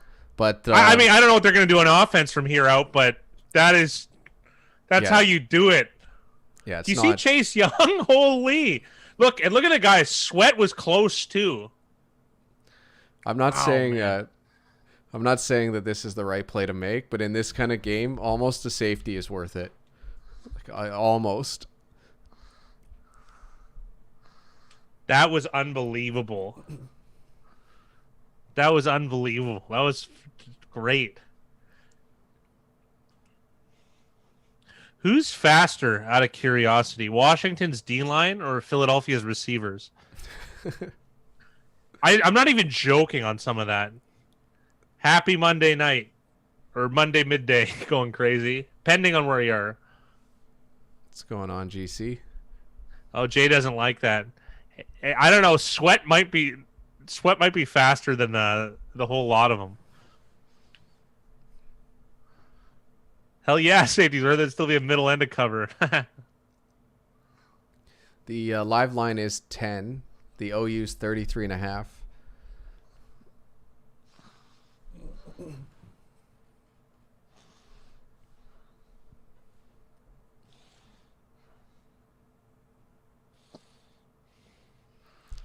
He runs a 4.4 40. Oh, so he runs the same as Montez Sweat.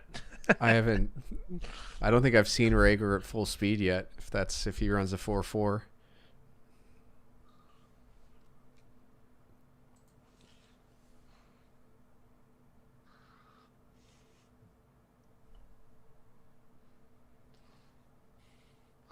Cleveland had a nice game. They absolutely did.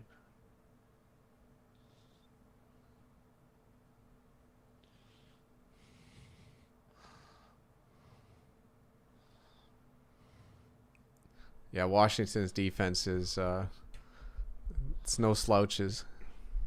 It's gonna get there though. If they stick with Smith, they improve a little bit on the offensive line. I think they do need to add a D lineman. Oddly enough, you can never have too many.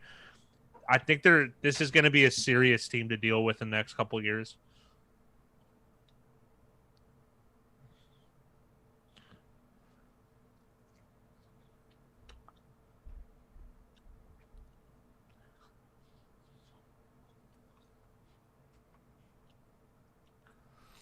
I think if 3, I'd say probably 2.5. 3, I would have done it.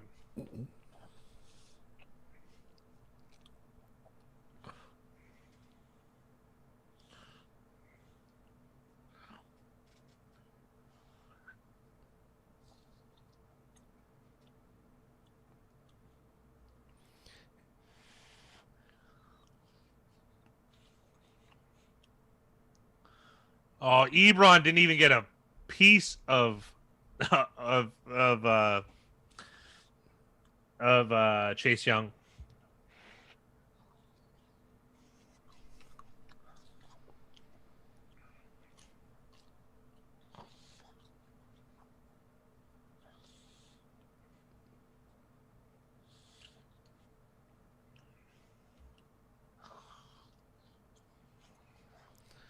The Giants are like a well coached.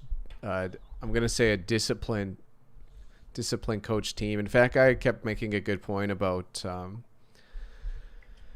like Daniel Jones is privy to mistakes and mental errors, whereas you're gonna get like there's not professional a high behavior. Yeah, there's not a lot of high ceiling it's not a low floor with Colt McCoy. You kind of know what you're getting. He's a experienced professional.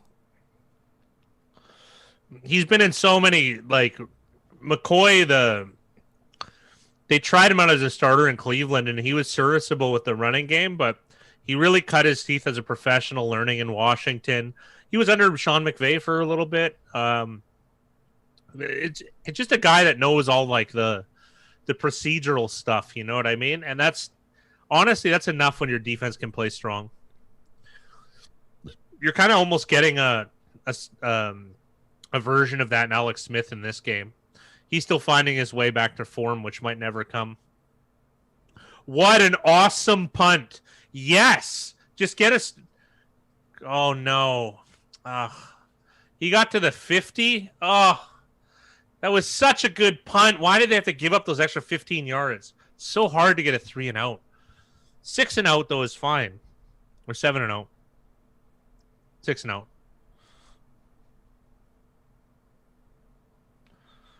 I had a hard time going crazy. How are they not?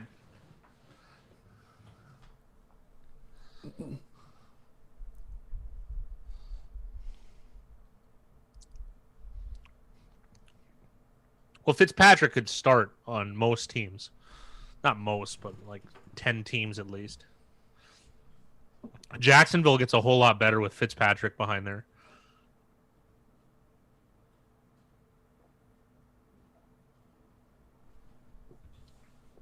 Jets won 11 games with Ryan Fitzpatrick. Different team, different era, but still same ineptitude. Or was it 10 and 6?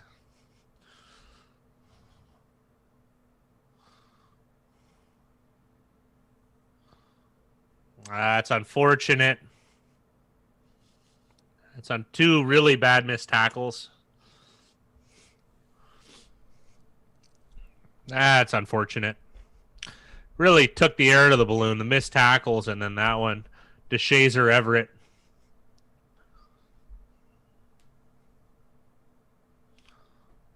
Oh, that's so bad.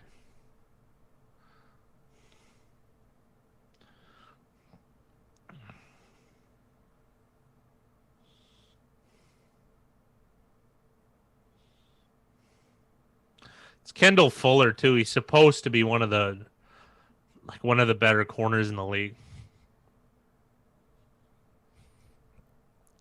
James Washington is one of more physical wide receivers, and like you can't be trying to make arm tackles like that as a corner. Yeah, they didn't make the playoffs. Jets. That's unfortunate. That really put a damper on me a bit, but what are you gonna do? Let's hope the offense can get a score touchdown. Why not? Still, I'm just impressed with the effort from the defense, though, on that. They need a long drive here, though. That's the one issue. Like I had mentioned before, I want to see how this defense does when it's tired and it's longer in the game. Because they've done a pretty formidable job. Man.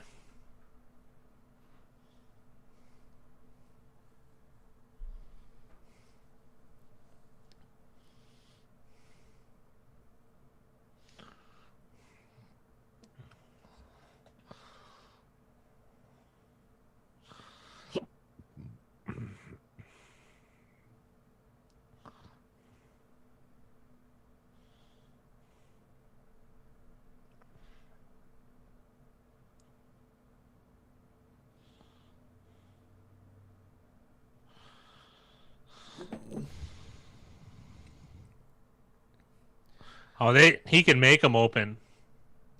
Why didn't he bounce it outside?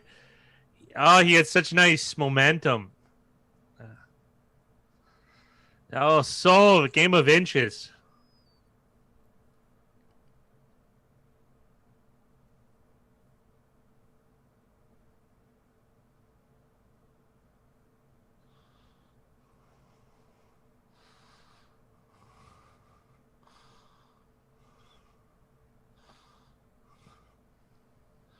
That's the worst game of catch I've ever seen.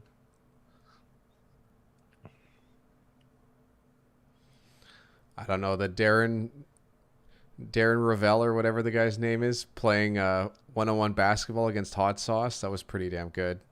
I've never seen a guy with less athleticism try to be so confident in trying to stop somebody ever since I went on that cruise.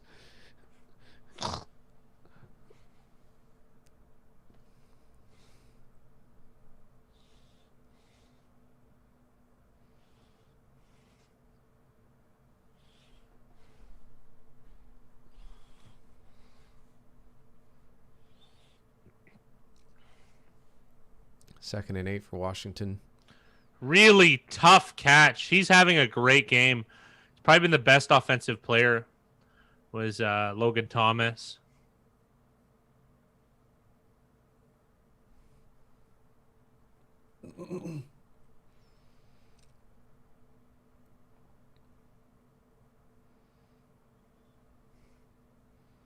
That was a really tough catch to make because the contact came before the hit. Yeah, it did. It was PI, but bang, bang, so.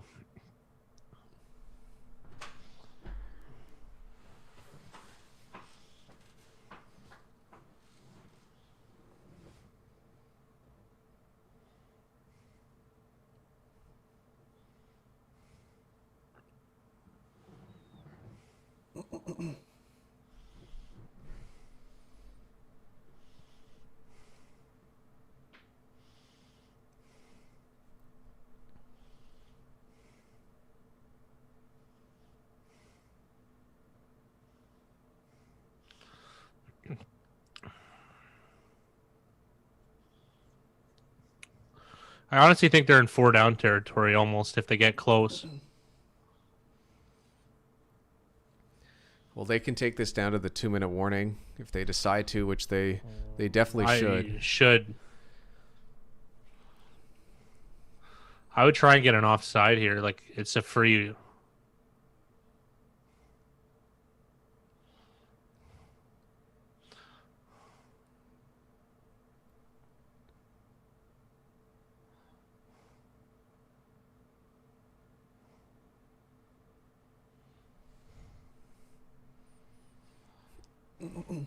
It didn't even seem like they were aware that was going to get down to the 2-minute warning. And that was bizarre.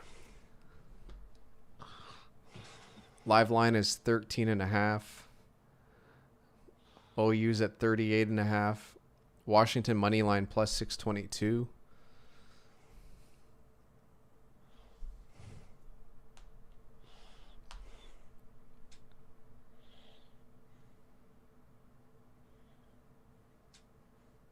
I'll be back in a moment.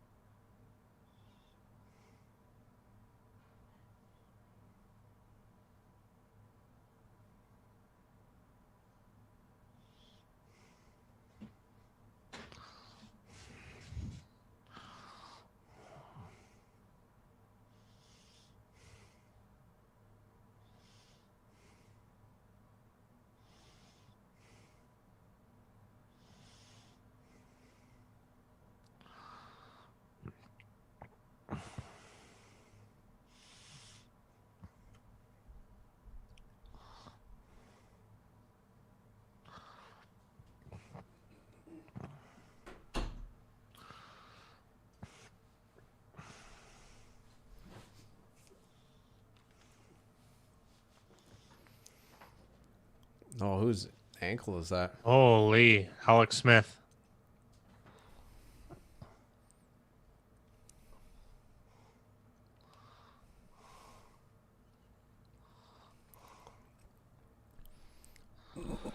Ton of blood all over his cleat and his tape on his shoe.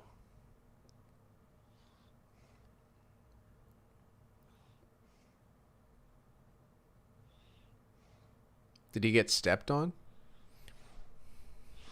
I don't know. I guess so.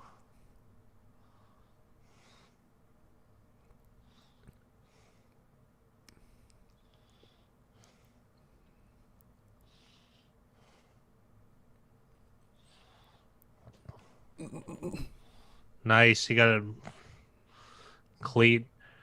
Is it just me or okay? Bringing up blood on a shoe and an ankle or whatever. The Kurt Schilling thing for the Boston Red Sox. It just me or is it like whatever? Like, isn't that what people deal with all the time? Like he had stitches come out or something from his ankle and it made his sock bloody. I don't understand why that was like such a tough guy moment. Jack Youngblood played with a broken leg. Ronnie Lott cut his finger off. Like I don't understand.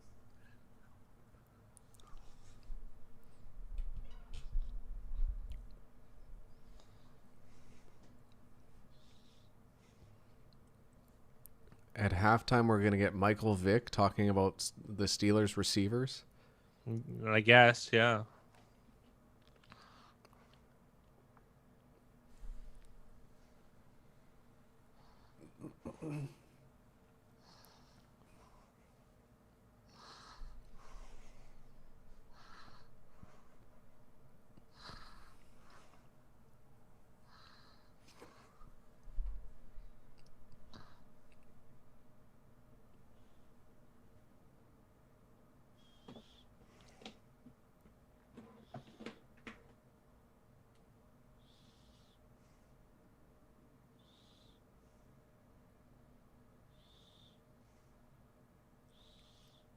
What a nice play, Everett. They're going to get the ball back, Washington. The other thing, too, is that Smith-Schuster ended up out of bounds, so it stops the clock.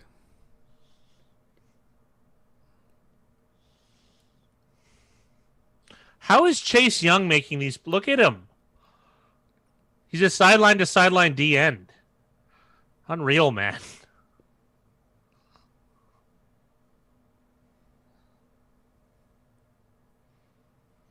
Well, he's been in on a couple key tackles today.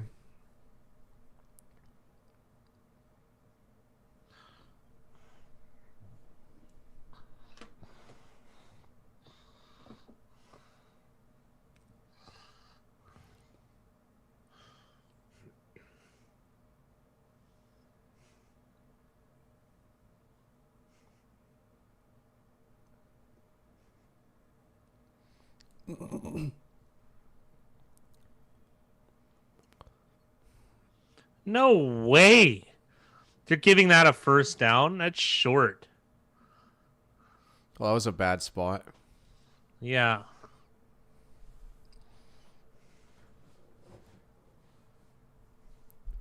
There we go.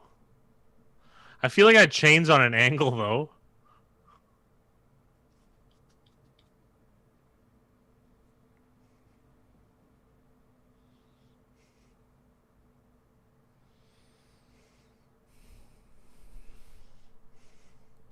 I'm really hoping the Steelers go for this.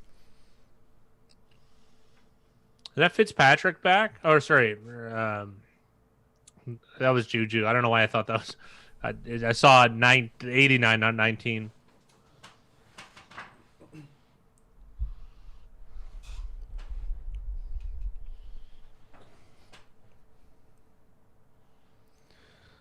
Yeah, 3 big rise. 3 big rise, yeah.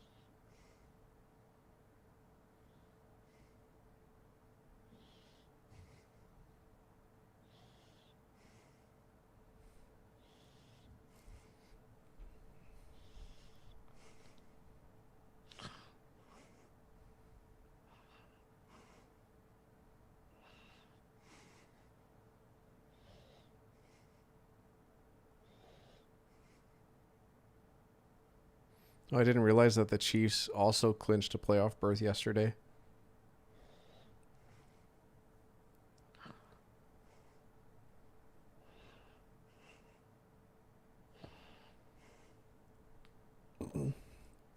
I don't mind it. It's going to be a shit ton of work for me behind the scenes, which I'm not looking forward to, but from I don't mind. I don't mind it. It's fine. We're going to get a couple Get out of bounds! We're going to get a couple extra playoff games. That turned out very nice. Yeah, 3 games each day for Wild Card weekend is going to be nice.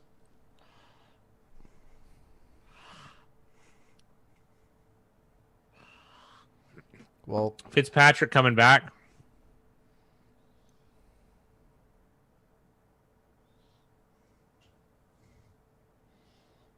McLaurin with a heads-up tackle there, too.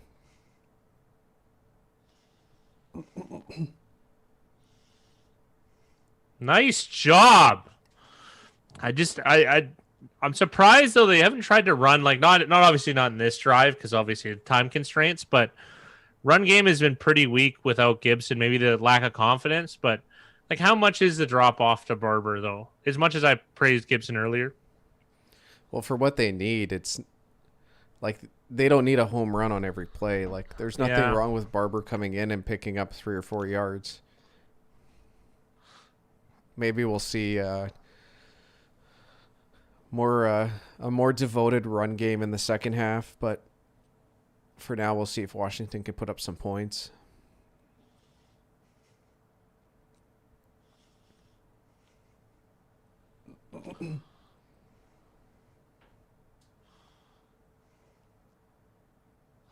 They still have kept their timeout, which is great.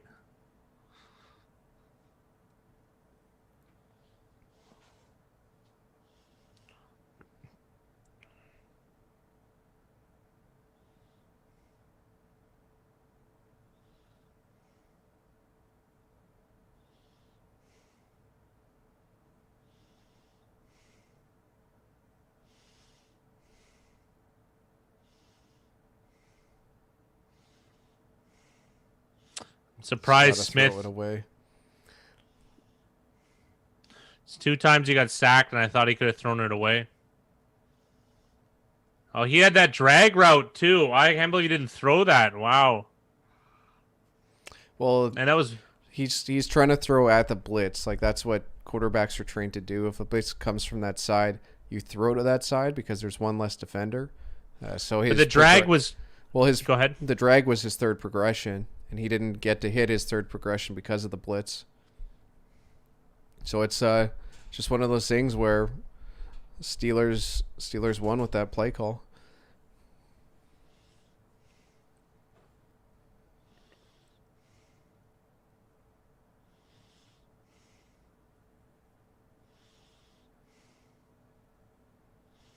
But now this brings up a very interesting 3rd and 16. Where are they on the field? Like they're well within field goal range. So Smith has to be heads up and throwing this out, and they better have that field goal team ready if someone gets tackled in bounds. What are they doing? I can't believe that one again. That's the one thing that can happen, So and that's Alex they Smith got to is run supposed this to do that. field goal unit onto the field. This is not an easy field goal.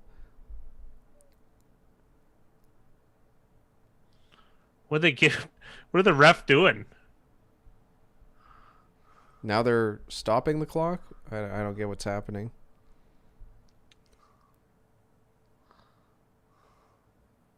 Oh my. What is happening right now? The refs are standing in the middle of the field. Washington didn't have enough players on the field or something. Are they joking with this? Okay, there we go.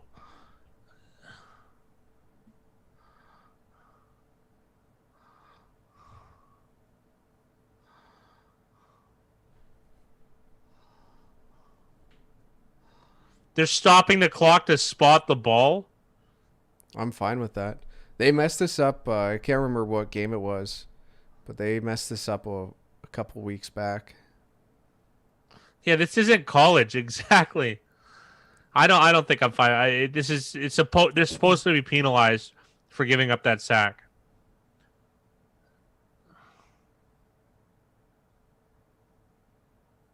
This clock is going to start up though. Like these guys got to get ready. Like That's good. There's a flag though.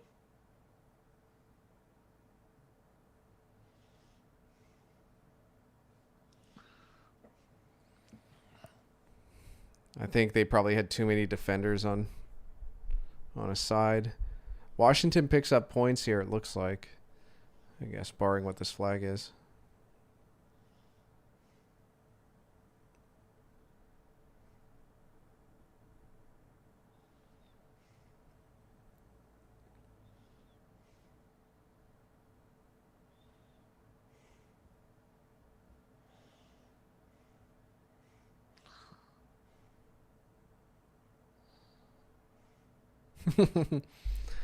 The one thing I will say is that it's interesting that like the refs can be like 70 years old. Like there's not a lot of like physical things in life where you depend on those people to be all there and have them be like 60, 70 years old.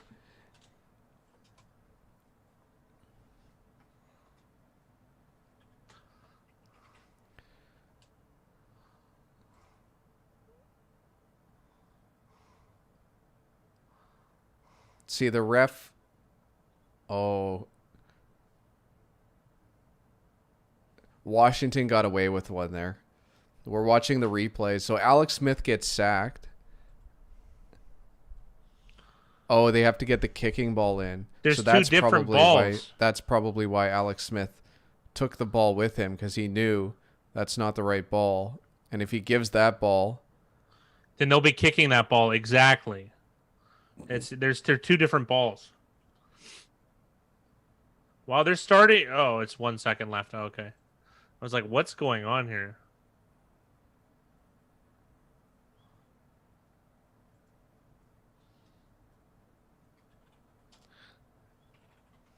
does the clock?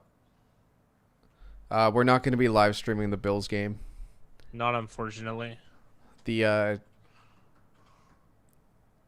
the clock run when the guy touches the ball on? Yeah, it On does. special teams, yeah. Yeah, I'm just thinking about the onside kick if the clock actually does run. I think Washington was super fortunate there. Alex Smith needs to throw the ball away on 2 plays in a row. That it cost them a timeout. It cost them that, and he needs to know better.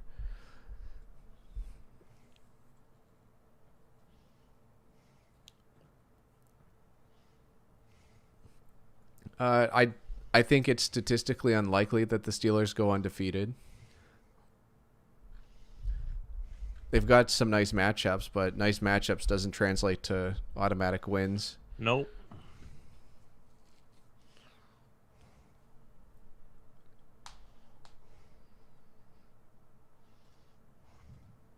Alex Smith playing 3D chess.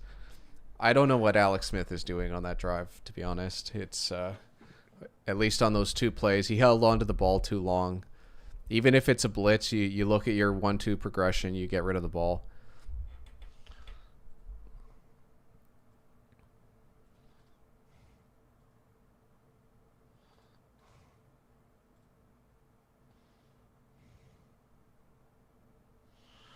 No, there hasn't. Well, because the 0-16 teams only happened twice. Wait. Hold on here. Wait a minute. How long was the Lions? What year was that? Was that the Pats year? Let's see. I don't think so. No, I think it was a the few year. years later. It was the year after. It was the 07 Pats. 2008 Lions.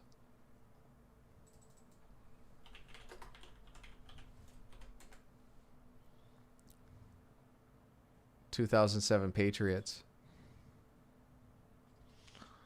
Yeah, So, 1 year later. 1 year apart.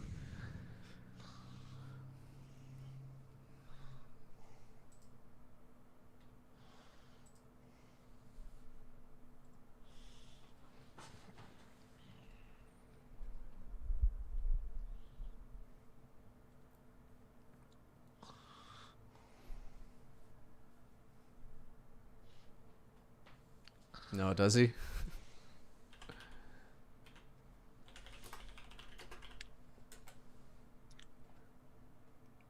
Oh yeah, this. How iconic is this picture?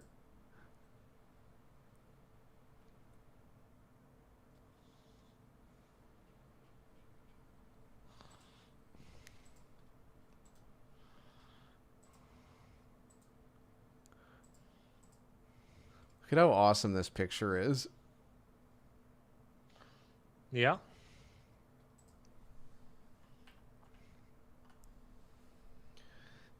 Even another thing that's underrated about this picture is we have Jared Allen wearing the 69 jersey in it too.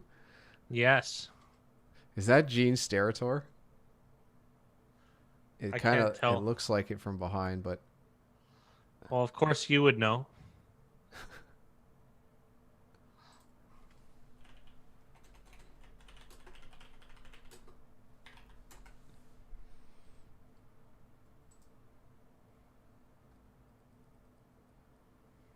it says Tony Corriente. I don't know though.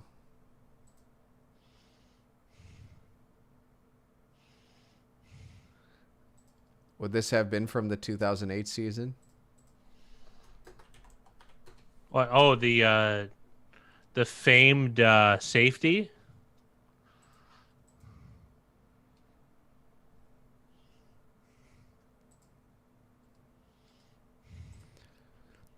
How impressive is it that Dak Prescott threw for 502 yards and 472 yards with that offensive line?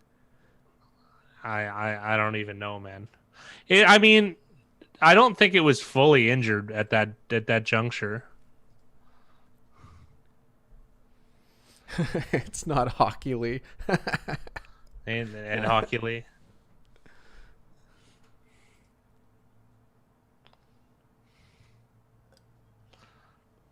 I think 09.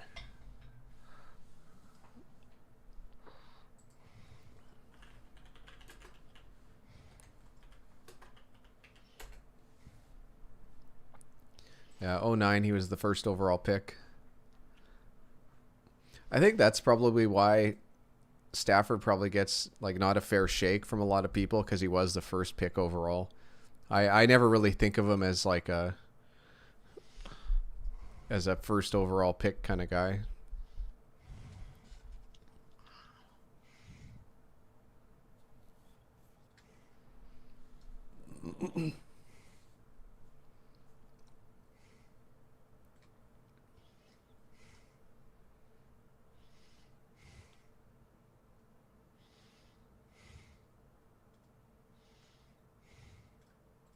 Yeah, Calvin Johnson sure helps.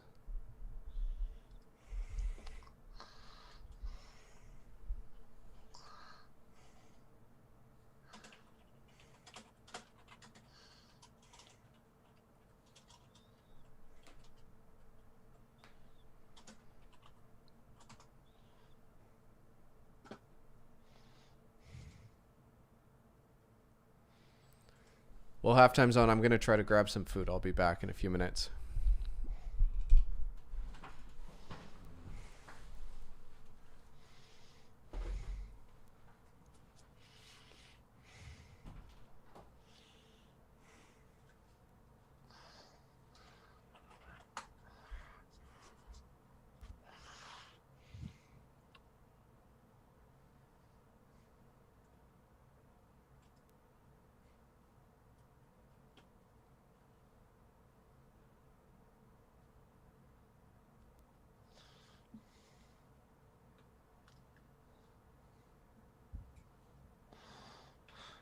Yeah, thank you. I see him now.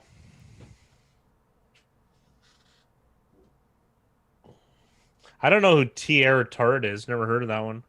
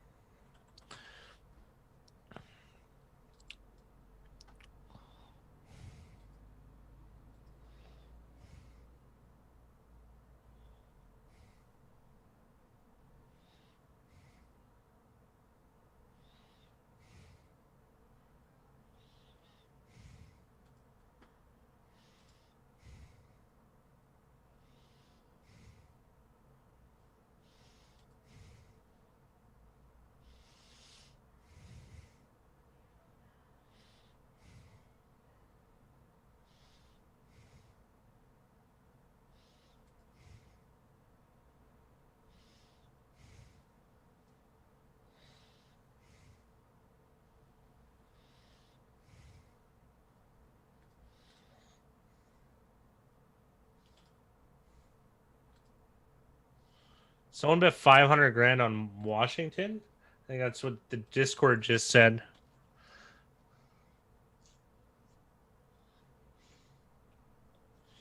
Wonder who's doing that. Why would you bet the closing line for that much money? Feels like a whale.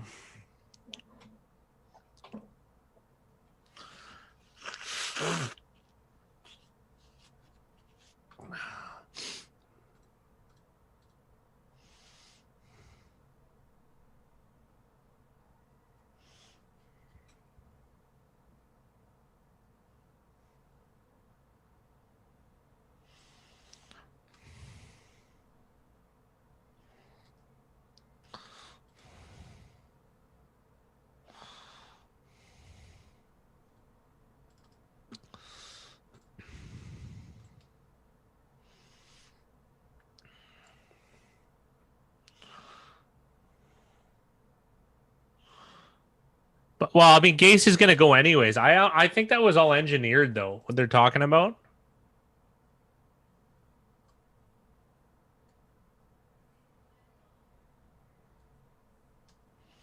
I think that's the plan though. Yeah. I'm pretty sure it only happened 3.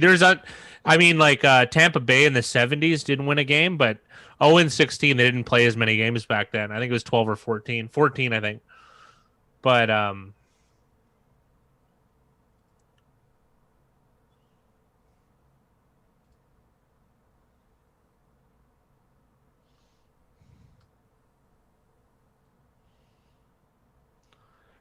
I agree, Paul. I just want to see a good performance from the defense when it gets into the, the deep territory, the tiring territory, let's call it. So we'll see if Washington can put up a good enough fight.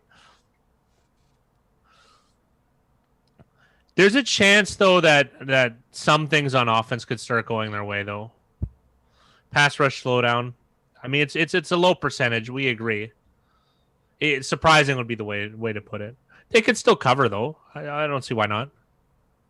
Turnovers can happen. Yeah. The other, you know what is interesting about the defense? It's very difficult to run on them right now. So I mean, if Ben keeps passing, it's going to be difficult. Did it move? It was 8.5. I was suggesting taking the. I was suggesting taking Dallas last night in case he didn't get cleared. Weird that +10 felt so square and so did -6. Yeah. Well, I don't think +10 felt squared. I felt really good about that. 6 feels. I don't like it. I didn't like it at the beginning of their at that closing. Let's be honest. So, regardless of result, I still feel +10 is a very, very, very strong bet. That's what I have. But and then you can say, well, it's easy for you to say because you know what I mean. You're defending your position. Well, I'm going to in this spot because generally speaking, like I don't justify anything, but I think this is one of the best bets you could have made was Washington at 10 or 10.5. Do I think it will creep? I don't see why it would. The one thing though is 9 isn't as key a number as 10, 7, 3. I think it's close to 4. But it's not like the end of the world if you got Dallas +8.5 and then Dallas +9.5. Yeah, I do best. Yeah, exactly. But I was catching a lot of flack on the phone. People watching my video, people locally, and I guess maybe I'm shouting it out to that because I'm not a results based guy. You bet on value, you bet what you can, and I really like Washington at 10 or 10.5. So, and this game's not over. Like, what are we talking about? It's going to be difficult. Paul Holland said it best. It's going to be very surprising if they make a game of this. Not very, but I still think it'd be surprising. But it's difficult. Steelers at home are a strong defense. This is a offense that's in progress, right? But then again, Washington, if they're able to improve over time at offense, on offense, their defense is going to be unbelievably good. Because you got to marry a good defense with time and possession. Point in case, look at the efficiency of Ben Roethlisberger in this game passing the ball.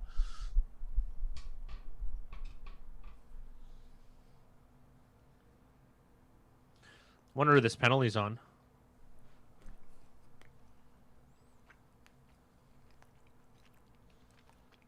Legal hand to the face.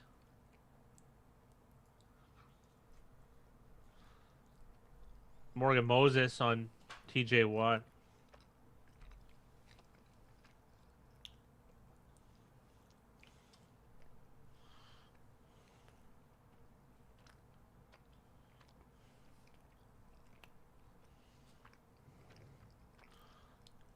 I'd be careful asking that question, Jay.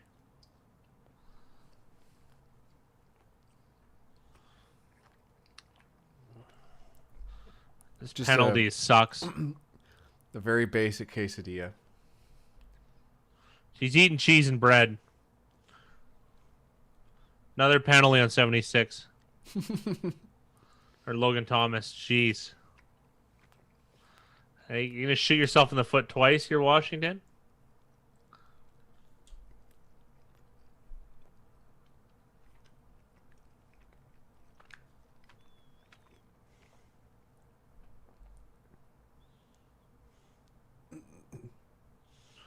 Pam Oliver, wig of the year. Why even lie to us with a wig?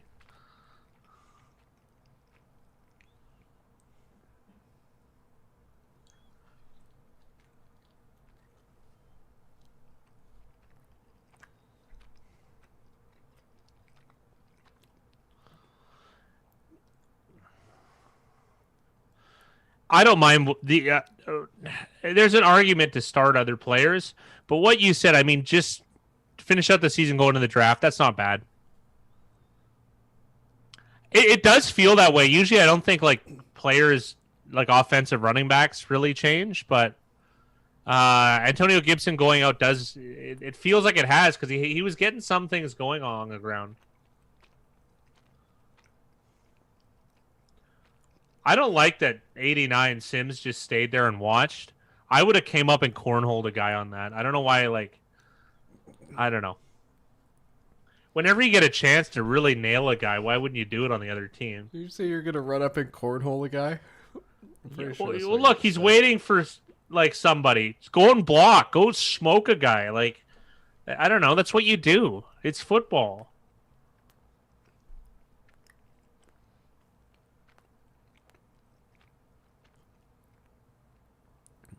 Oh, hell yeah. I don't even know what leveling up means. Or I guess maybe because the badges. It's been a month. Maybe it's after 1 month. That was awesome. I don't like saying ear hole, so I just made it it's an egg corn within a... First of all, I can't believe this play just went through. Fat cornhole guy.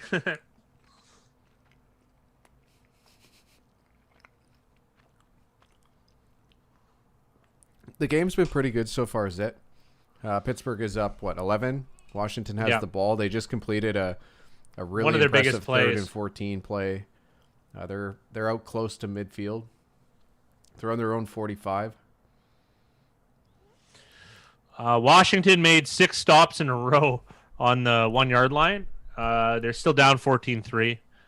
We didn't bet today, but I have Washington plus 10 points. A lot of the guys in the chat have a middling play of Steelers minus 6, Washington plus 10.5.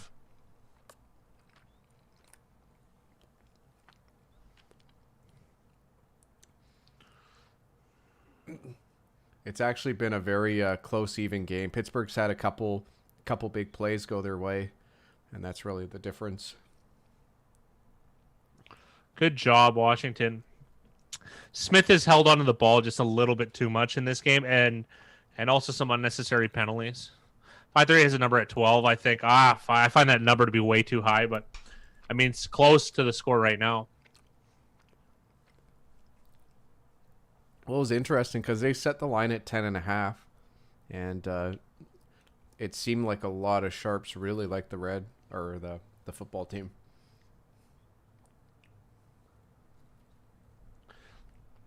Didn't Nate Silver quit, Zitvono? And look at them run the ball now. Ugly 4 yards. My favorite type, though. There's no difference between an ugly 4 yards and a nice 4 yards. 4 yards. Well, also, I think those, if I'm not mistaken, Pittsburgh winning games and Washington losing games has a lot of effect on how 538 does their rankings. Yeah, so it's more like because it's ELO like rated, so it's like a results based. Yeah, system to handicap. that got tipped at the line. It looks like, and is it Spillane down? Robert, no relation to Mickey. I always found that funny. A really famous author, his name was Mickey Spillane, and a really famous gangster, his name was Mickey Spillane.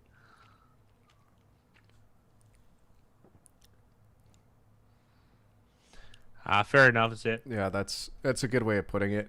Every even for the fat guy and I, there was things that we trusted a lot.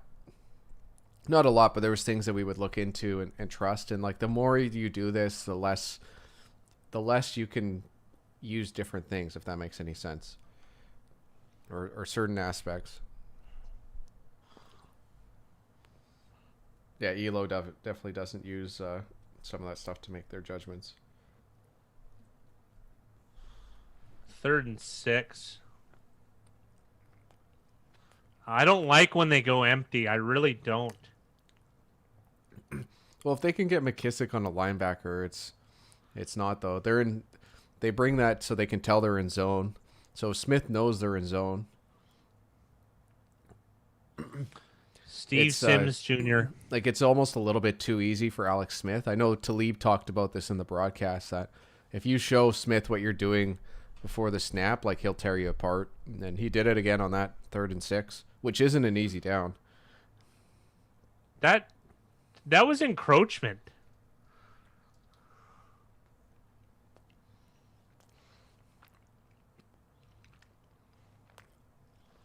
Wow. I got a feeling they're running this ball. I didn't like that play. I thought that was encroachment, to be honest. That was a nice play by Mike Hilton.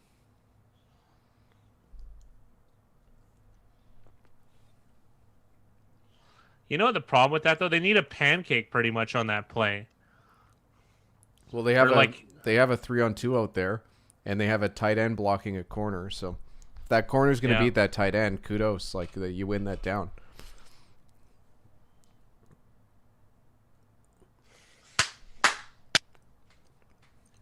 Best receiver right now. McLaurin's great, but I mean, he's just having a good game, Logan Thomas.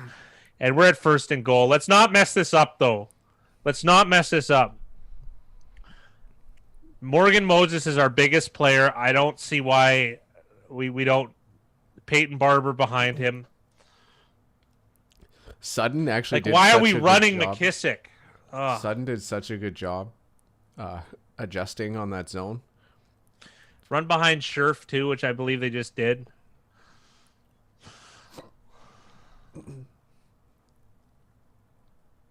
Why is Watt unblocked on that play?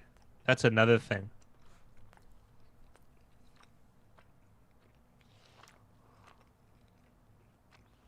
We got to get this in.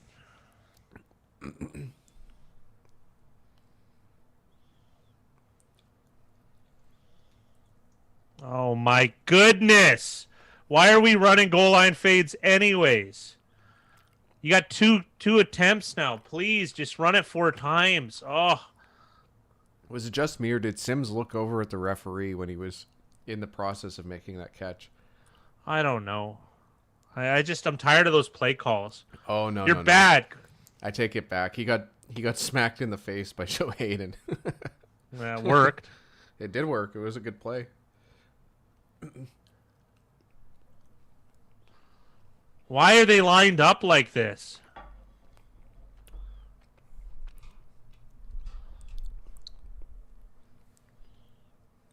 Jeez, why are you calling plays like that? Why? It's just 4 runs. 4 runs. You're on the 1. It's the easiest thing in the world. I can't take it. Don't kick a field goal.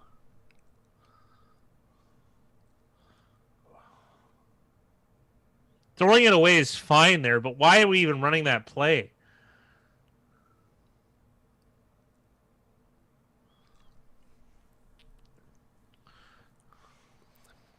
You run it 4 times. That was actually a good job by Pittsburgh switching off. Why are we doing this again? Oh, there's a flag. I don't know what this is. But why are they running that play again? This is just unbelievably bad. This drives me nuts. You run it 4 times. If you don't get it, that's so what? Dude, McLaurin got pulled down pretty good there. Okay, you get another 4 more times. Yeah, and Zivona, they'll drive me nuts 4 more times. Shotgun at the 1. Geez, man. Zap said it best, and Zivona's right. They're going to drive me nuts 4 more times because it's the easiest thing in the world. The announcer said Barber a shot. Give him a shot 4 times. It looks like McKissick's coming out of the game. Yeah. Oh, really? Oh, really? McKissick's coming out of the game. Why not go with the guy who's 220 pounds? Oh, that was hard. Oh, jeez. Why did we not try that? God. Steelers weren't even ready. That made no sense. Okay. Congrats, though. I'll be back in a minute. You can Okay, rant guys. I got to rant because I'm just tired of this. It's yeah, maybe they did. At least there was time considerations at Vono. Okay, there's a game that drove me to the part of mental breakdown. It was last year, 6-10 Browns, Freddie Kitchens. They threw 4 fades on the 1 yard line against the LA Rams at home on Sunday night or Monday Night Football. Might have been Sunday night. I'm pretty sure it was Monday. Why? Fade is a low percentage play. It's a difficult throw. It's a difficult catch. It's contested. This is the easiest thing in the world. You have weight and momentum going against your side. It's so hard to make a stop on the goal line. Maybe they don't actually want to win the game. You wonder. Because the other thing too is the chance of a lost yardage on one of those plays is so minimal. On the chance of a turnover on those plays is insanely minimal, especially if you make sure that they understand when to reach and when not to reach. On a bootleg, the chance of a sack increased. There's a chance of a sack as opposed to no chance of a sack. Chance of interception, chance of a tip ball, all of that stuff is all super negative. And if you run it 4 times, you don't get it in. You have a very strong defense and defensive line with the opposing team having to snap the ball from their own 1. That's not good. It's going to be hard. You have a chance at a safety too. Yeah, you usually don't pitch to the middle of the plate. Exactly. That's a great way of putting it. I'm not a baseball guy, but yeah, like you have 3 chances of a ball. Yeah. 0-2. Yeah.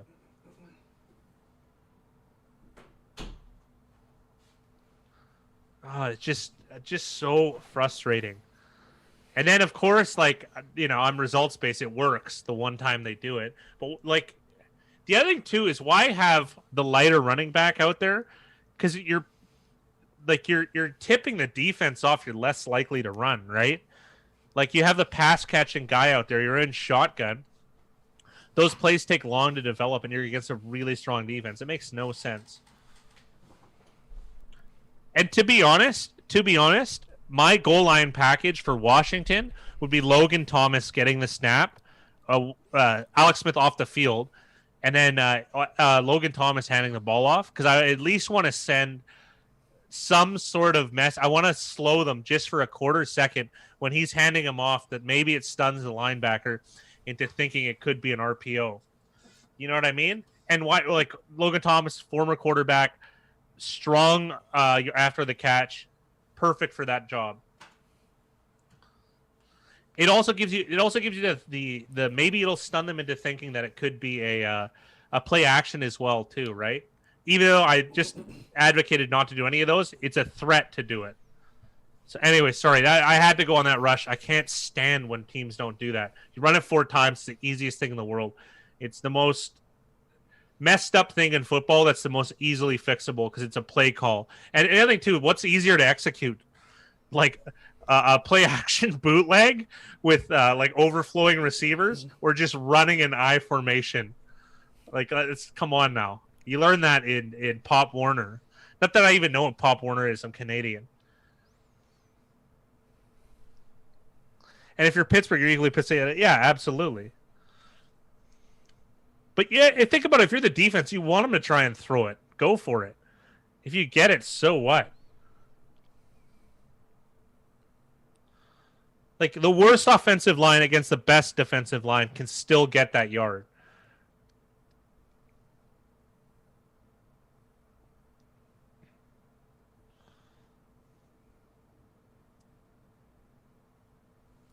I had to go on a rant. I had to. Probably lost a bunch of people on the stream, but it's just so disgusting.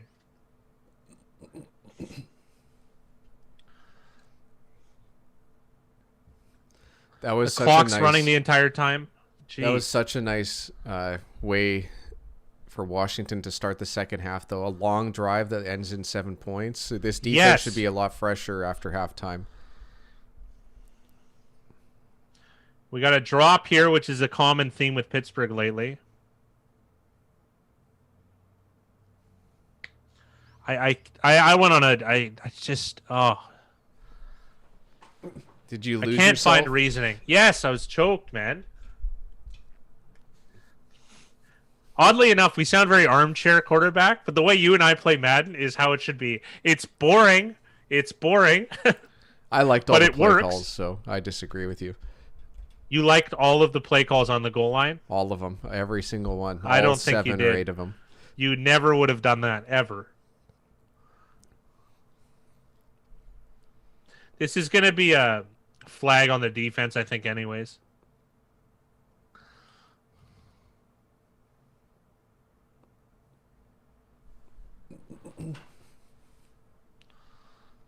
Although one of the defensive players had his gear all over his head. Maybe it was offensive pass interference somehow. Holding defense.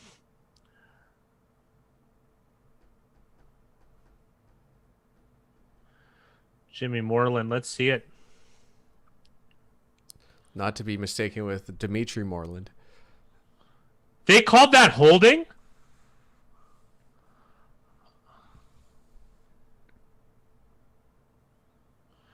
Holy. What are they trying to do to me, man? I already have high blood pressure, probably.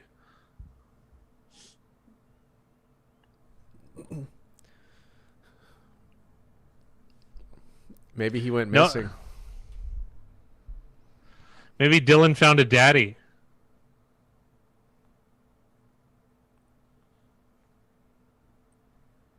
I can't believe they called holding on that. Well, actually, what do I mean I can't believe? They do it all the time. It's just garbage.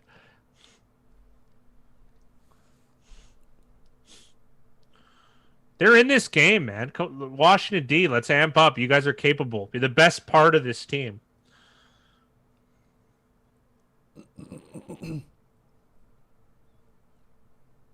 Botch snap. Right on. Right on. Now this is where you separate the men from the boys. 3rd and 14, it looks like.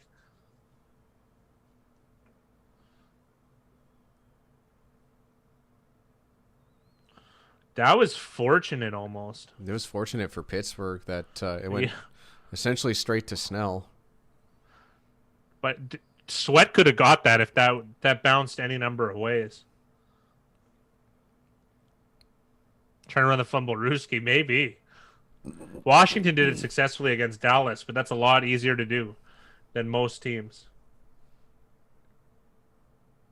Oh, tip drill.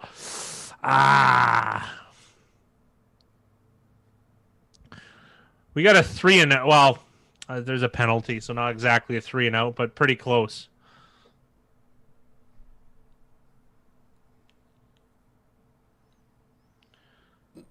So close.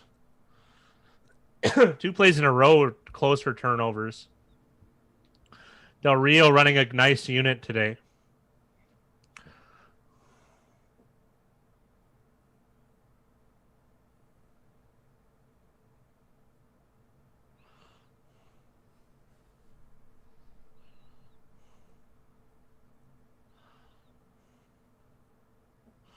Good start to the half, absolutely.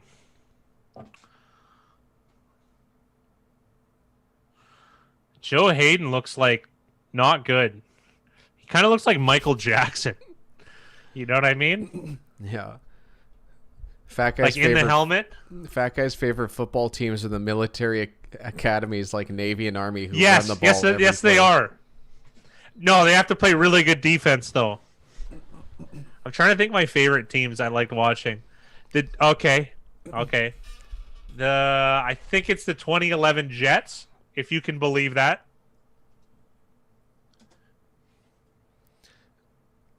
Zaps, you have to keep in mind that I kind of brainwashed Fat Guy because we've played so much Madden, and I never run pass plays.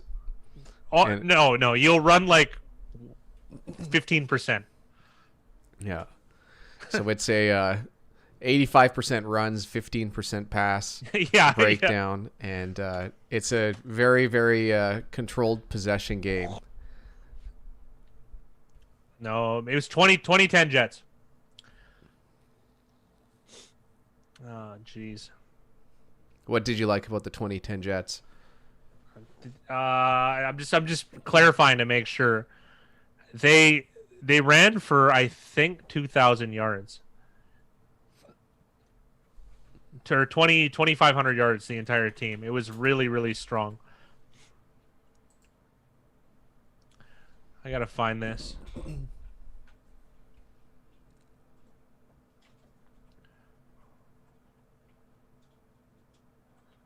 They just power run, played great defense, and that was it. They had a pretty good draft too. They drafted Mohamed Wilkerson. Good player. They traded for Antonio Cromartie, their second round pick. Played very well for them. Then they drafted Kendrick Ellis in the 3rd round, Bilal Powell in the 4th round, Jeremy Curley in the 5th round. It's not a bad draft.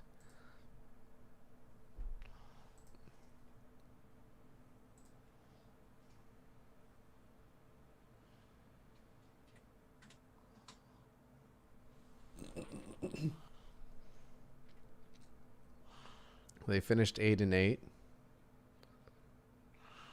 No, it's the 2011 Jets. 2011 Big Rye. I got them up here.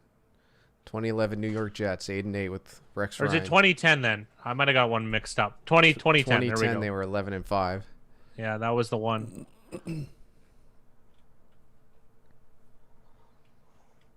Tomlinson and Sean Green had 1,600 yards between the two of them.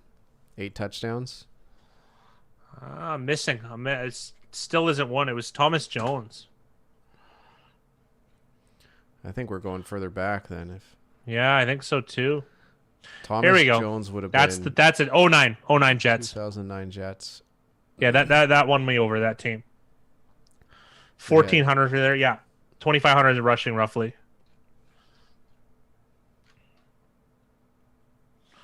They had simple plays, but they worked. They pulled Alan Faneca at guard, and he would just smash every linebacker. It was great. It was great football to watch.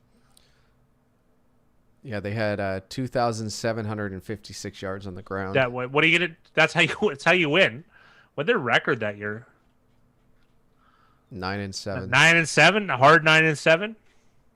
But they were first in points against, 14 against per game. Yeah, they only gave up 14 points. Exactly. They averaged 21 and they gave up 14 and they only went 9-7. Yeah. And Rex Ryan left a lot to be desired. That was a great team. I really enjoyed that. Yeah, they went to the conference championships. Lost to the Colts. So realistically they went 11-8, if you're going to do it that way.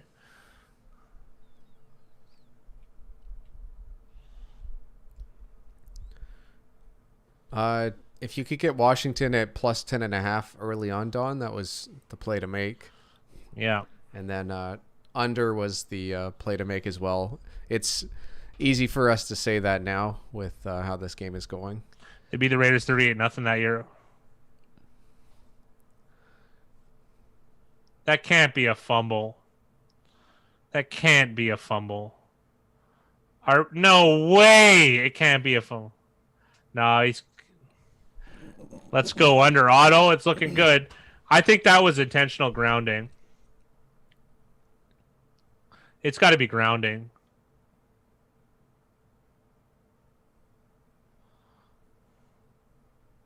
What's going on, auto? He said, let's go under.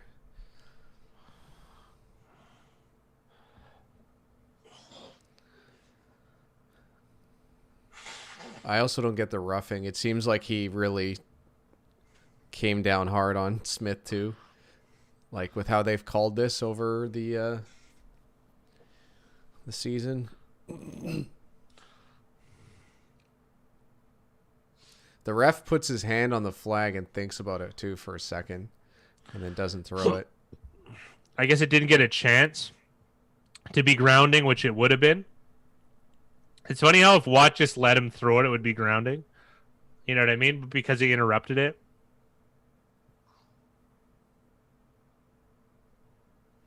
But a nice 3-and-out from the Steelers defense. They're going to get the ball back here. Or was it a 3-and-out? It might not have been. Either way, Steelers are getting the ball back. That's a moot point.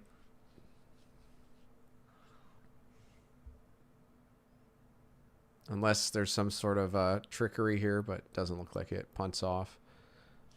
McLeod looking scary on some of those receptions. He dropped one against Baltimore.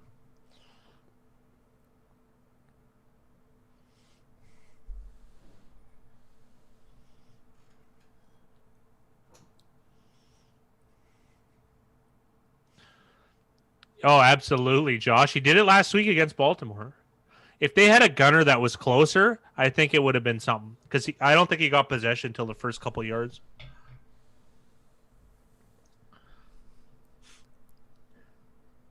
I finally found the headphones I like. Yeah? I end up buying headphones like crazy. I got these at a crazy good deal. They're Sennheisers, and they were $45 at Shoppers Drug Mart. Final sale. So I think they were marked down from $199. I don't know why. They must have been trying to clear it out. It's probably a couple years old, but I'm very happy with them.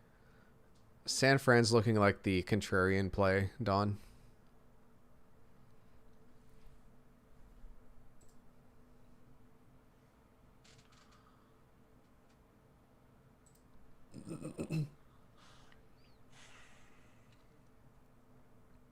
For the spread, 78% are on the Bills, 67% of people are on the Bills money line, and 68% are on the over. So San Fran and the under is what the next game looks like as far as contrarian play.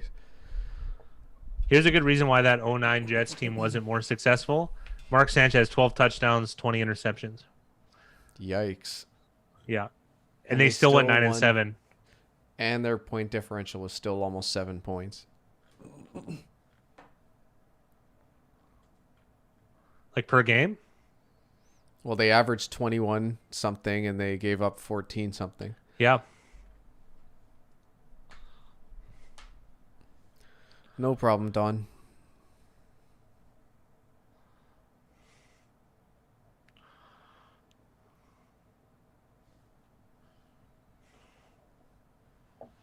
What time is it? It's 4:30, so there's still 45 minutes until the Bills-Niners game.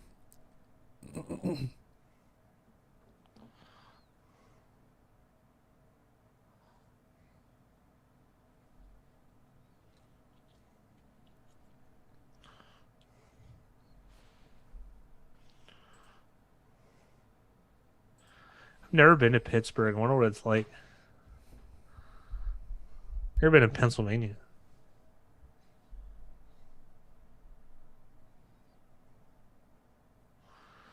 Wow, surprisingly nice run. No, I think that was Anthony McFarland. Steelers never covered their spread. That's not true. They're one of the most covering teams of the year, Don. I think they're 8-4 against the spread. There you go. 8-3 against the spread on closing lines this year. They might have a tough go of it this game, but they still could. It depends on what line you got too. They're probably favored to cover the closing line this year. Or a closing line this game rather. Live line's 4.5, so still expected to not come out on top, but there's still lots of game to go. Yeah, they are, Don. Only been to Philly, yeah. I wouldn't mind doing a tour when all this nonsense is over with.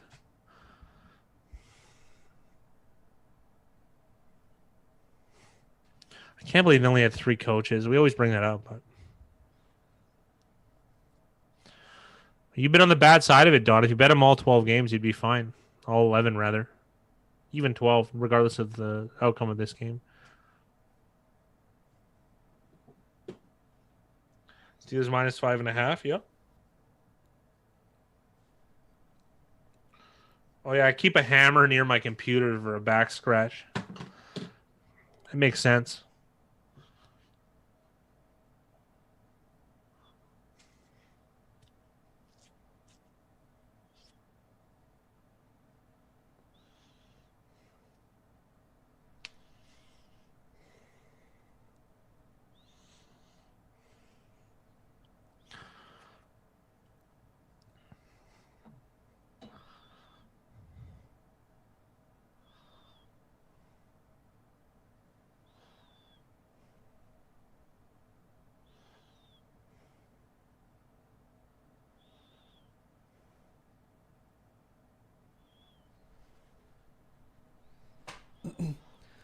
Second and one I don't, coming up for the Steelers. I don't know where Tomlin is from. Good question.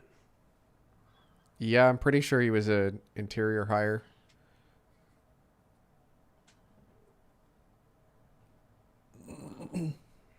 I doubt it, Don, but it's possible.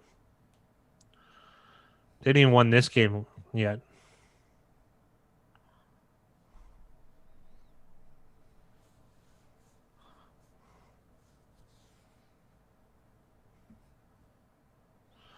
Let's not slow down the effort on defense.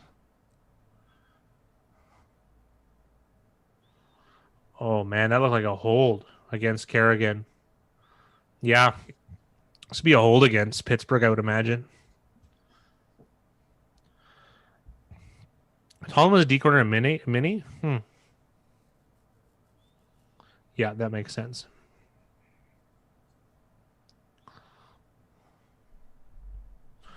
We streaming tomorrow? What day is tomorrow? Tuesday? I can.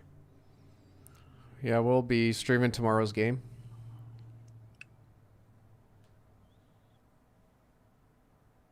That's interesting. I didn't realize that he was the defensive coordinator in Minnesota.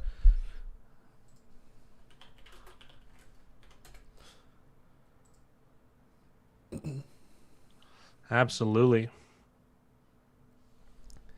So he had some college coaching experience from 95 until 2000. 2001, Tomlin became the defensive back coach in Tampa Bay until 2005.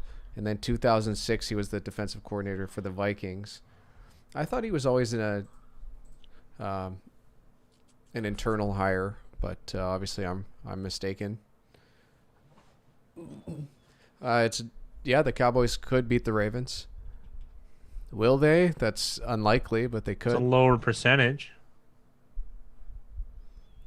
Yeah, then we have Thursday. What's the Thursday game again? Thursday is New England at the Rams. That's another entertaining game. Men from the boys, 3rd and 14. Let's get a stop here. Sorry, what was the Thursday nighter? New England at the Rams. I really want to watch that game. All right, let's stream that one too. Yeah, we're going to be live a lot this week. Taking a poker break, so there's more time. San Fran and the under Saravuth. Those would be my 2 recommendations for contrarian plays. I would suggest not doing it, Saravuth, but that's my opinion.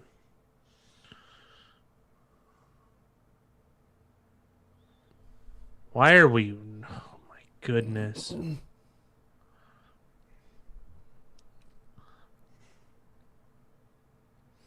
New England definitely opened a can of whoop ass on the Chargers. That was something.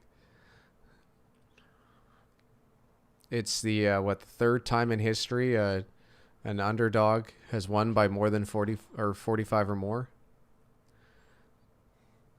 Oh, I'd also listen to Fat Guy, because Fat Guy's looking at it from a handicapping perspective and value perspective, as well as the market. Value more than anything. I'm using just the market. Jackson wants that field goal to make it a 7-point game and have the middle.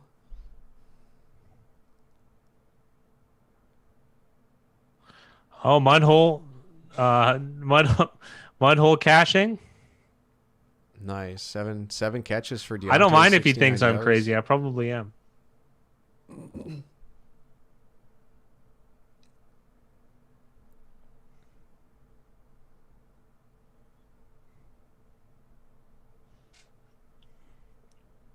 Third and 2 here. You can't stop 3rd and 14. You're going to have to stop here. No, that's one thing. Everyone has their guys. I'm not the most likable guy in the world. Some people find it entertaining, but that's why there's both of us. You need a straight guy. Not that Big Rye is very straight, but sorry, I'm very vested in this game if you guys can't tell. Jalen Samuels did an excellent job making guys miss here, because that should have been a 3rd and long, and he's turned it into a 3rd and short. He hasn't got too many snaps this year. Which is surprising considering... they called that PI? Man. I want another look at this. He's kind of laughing, Claypool. Yeah, it is. It is. Why do you even do that? Why do you even do that, though?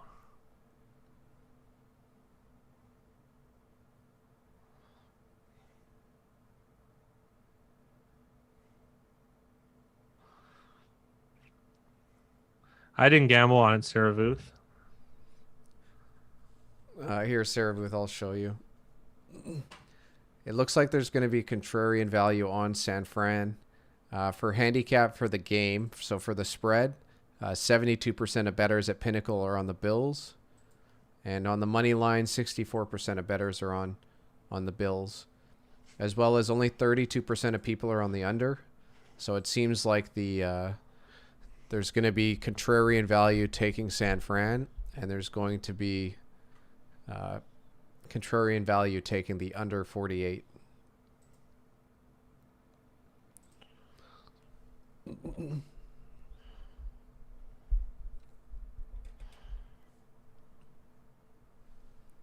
But fat guy doesn't like this next one, so he says no bet. I'm fine if you don't bet. I'm just letting you know what the contrarian plays would be. 3rd and 10. Here we go, boys. Another 3rd down.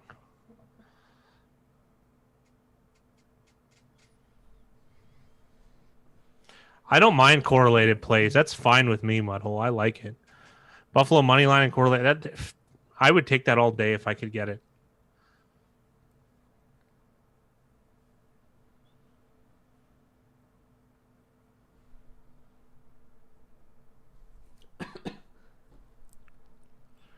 Oh, 240. Now that I think about it, it might not be as strong.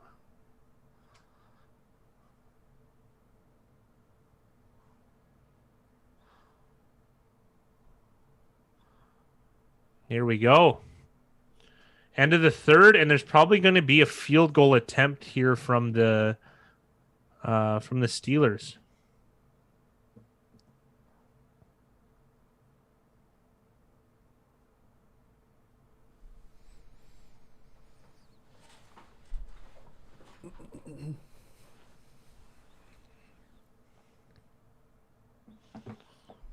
I do feel like Roethlisberger does a good job talking with the younger receivers and getting on the same page with them, better than a lot of other quarterback receiver tandems. The Pinnacle's interesting. They once in a while they'll have games where you see this little market view bet share. I don't know how easy or hard it is to see. I think they're testing it, and honestly, it's only available for some games, which makes me think that the squarest the most equilibrium line games are the ones that they're doing it on, where they don't care about action on either side. So, or maybe they're trying to test the influence of that information on the betting market. I'm not really sure, but it's making me Pinnacle's too smart to, like, you know what I mean, offer edge. Either this is a calculated experiment, or they're really happy with the line they've set on both sides. Well, so that's my theory on it. Using the Pinnacle information is going to give us different market information than using Action Network, because Action Network has 46% of bets on the 49ers, 45% of the money on the Niners. They have 38% of bets on the Bills money line. So completely different numbers than what's showing on Pinnacle. I've always used Action Network when making my decisions, and there's not a lot of betting information from Pinnacle. So using Action Network's information here, I wouldn't be making a bet on this game.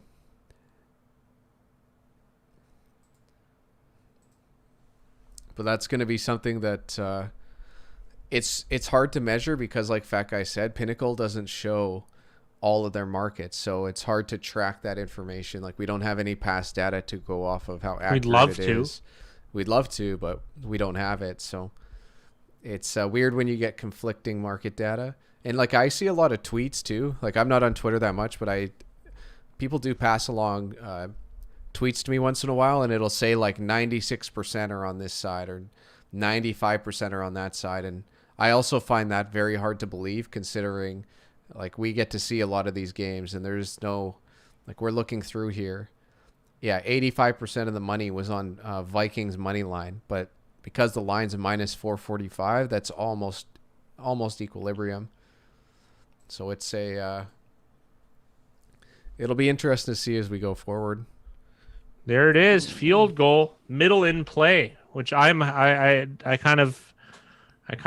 want for the viewers, to be honest, to hit a nice middle. It's the Mac Daddy of all plays. Who's kicking for the Steelers? End it now. It's Boswell got hurt. They picked him up off the street. Yeah, he's not even listed on our lads. Michigan, they don't get calculated until after the game's the game's over. So it depends. Anybody know what number that guy was? 16? Yeah, Matthew Wright.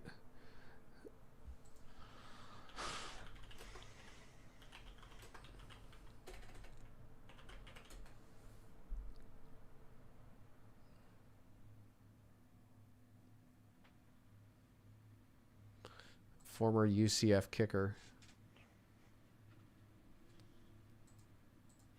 And 3 of our viewers, I just have Washington. They've got a stack with a middle. What a day that would be to hit the stack in the middle. Well, that's so good. Under and a middling play, man. That's football gambling at its finest. I do have a suggestion though, boys. If you're betting reasonable amounts at a square book, you might get kicked off if you do a middling play with the same book. They might not like that. So I suggest trying betting the one side and somewhere else. So nice return here from Washington. They're still at the 20. They're at the 30. It's good enough.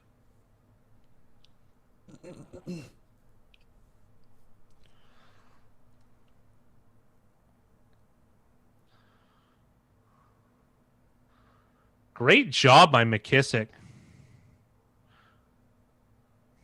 My book is Fugazi, so.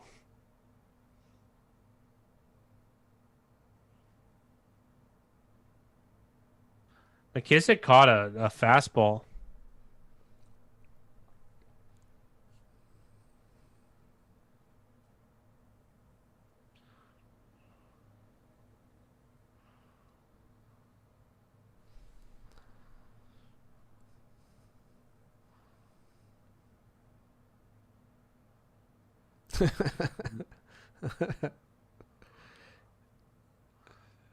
It's all right. I'll throw them a 3-team teaser next week, and then they'll have me back. That you might have to do some of that stuff. That was a fumble.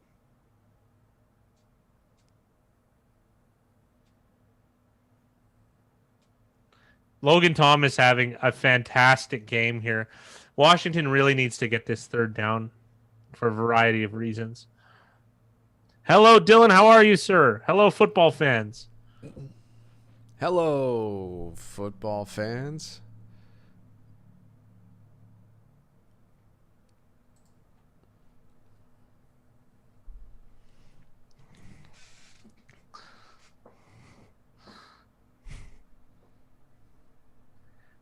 Jackson, also, if you're planning on doing 3-team teasers, I know just the guy that'll let you, that never seems to lose.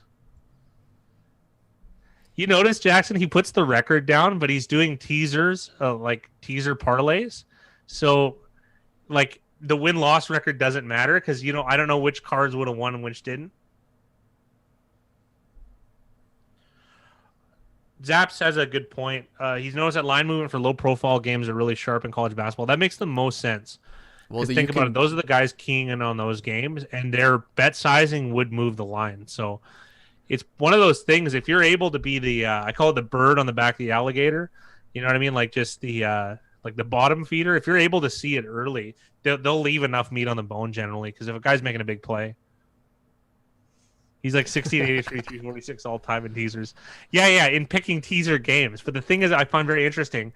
He's a 3-team teaser, but he doesn't say what like whether they hit or not. Like if you go 2 and 3, that doesn't work. You know what I mean? Or sorry, 2 and 1.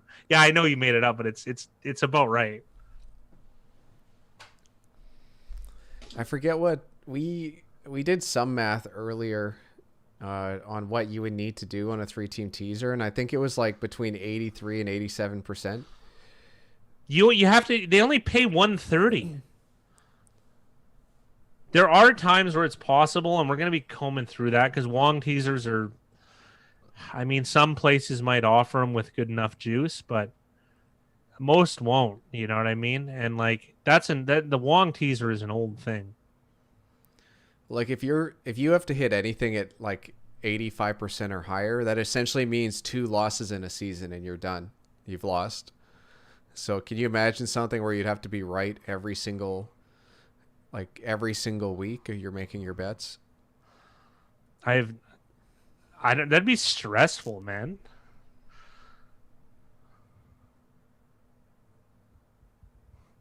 Half Moon's a nice guy, though. I mean, he seems less.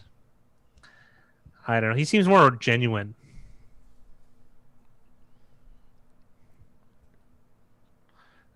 Mickey Hill's being very humble. When he says we've been tearing in college basketball, it means him. Yeah. And plus, like, one of the reasons why the Fat Guy and I aren't going to be working this or streaming this next game is because we are going to be continually working on some of this other stuff. Because there's more than just the NFL markets, and we're trying to get privy to some of the other markets so we can have year-round content. Let's put it that way. Yeah. And you know what's actually exciting about college basketball? You and I have no knowledge and no emotional investment, which I think I'm starting to think is going to be an advantage. Oh, totally. I don't know or care about any of them. That's great. It's almost hockey time, too. That's another thing as well.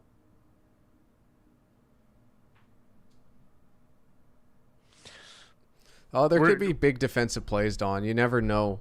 Like, there could be 2 defensive touchdowns in the next 5 minutes. Like, it's just one of those things where you just don't know. Sweat looks like he batted the ball. There's a lot of close turnover possibilities for the football team. There's been a ton of chatter about college basketball on the Discord server, and it usually doesn't involve the Fat Guy and I, and it's usually very, let's say, lucrative so far. It's been very lucrative. It's been very impressive, the records and plays that have been going on in both college basketball and college football. So close to an interception as well. Oh yeah, Zaps. The guy who taught me how to bet. First of all, I had a bunch of money from poker with someone, and we decided that we were going to take him on as bookies, and he pretty much bankrupted us both. But anyways, that was his big thing was low profile basketball games, and he used to bet them with every bookie in the city I live in, maximum bet, and he made an absolute fortune every year. And he used contrarian theory, and I learned under him for a year. And then, but I really liked NFL football the most, so that's kind of where. And Big Rye was familiar with it, and he heard about what I was, what I did with my spare time, and that's what bore this whole thing. So, low profile college basketball games resonate a lot with me. I haven't played them in about 10 years, but that used to be my bread and butter back in the day. Well, another thing too, when you talk about the low profile college games, is that like people like to joke about the fixes in for NFL games, but it's so hard to fix an NFL game. Yeah. But to fix like, I don't know, you could name, what was the one team that Mickey bet last week? They played Duke. It's like Bumberbean or something like that. Yeah, I don't know. Like, or what was the? I like the story you told me about the guy who bets, and he was complaining that he couldn't get enough money down on like Creighton. Oh yeah. So that guy that taught me, him and another guy who's related to me, they're huge. They bet very, very, very large, like medium 5 digits a game, and they were arguing. I heard them arguing. He goes, I can't get enough money down on Creighton, and I said to him, like, you don't even know where Creighton is. He goes, it's not the point. I was doing some college basketball betting last year, and there was definitely some teams that I had no clue existed. Ravens game is tomorrow. It's 8:00 Eastern, 5 p.m. for us, Ryan. I always like some of the names. Pepperdine, that sounds fun. Ballermine. Ballermine. Bumberbean and Ballermine. Butterbean. And Ballermine. And they covered. Never heard of that one. We're going to be streaming the Tuesday night game, and we're going to be streaming Thursday night this week. So we're going to be full week. We're going to be around. It's just this next game. This next game, we got to take a little break, or else Fat Guy and I will be in front of the camera for like 11 hours today. It's not going to happen. Pepperdine is a gorgeous campus. Yeah, isn't Pepperdine like right along the water? That's what. Right as you say. I never knew what Pepperdine was. That makes me feel good because in my head I'm like, it's probably a nice campus. It's small. People like it. They got a really good faculty. I built this whole fantasy of what this place was like, and that's good. It looks like a retirement home. Look at this. Austin Pia? Oh, absolutely. You see this? This is not a campus. This is a retirement home in Florida. You're not convincing me that this is on the coast in California. I feel like Dylan's pulling up night shifts here to pay for his gambling addiction. It's a Christian university. Dylan Todd. I'm into it. To be Nikki Hill, Paradise's the hottest chicks per capita. I'm gonna go. Not for that necessarily, but they have a math program. They teach probability.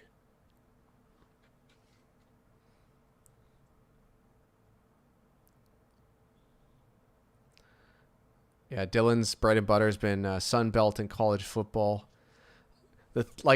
I was friends with a guy who worked as he was like an athletic trainer or something with UNLV, and they're it's illegal for them to make bets on any college sports, like even like other sports like golf and stuff.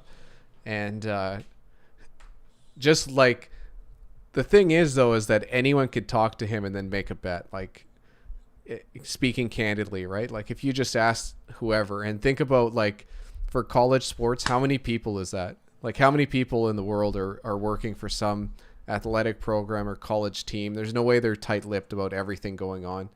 No. That's why it's like, especially like a low-profile basketball game, like some of these games might have like 400 people in the stands.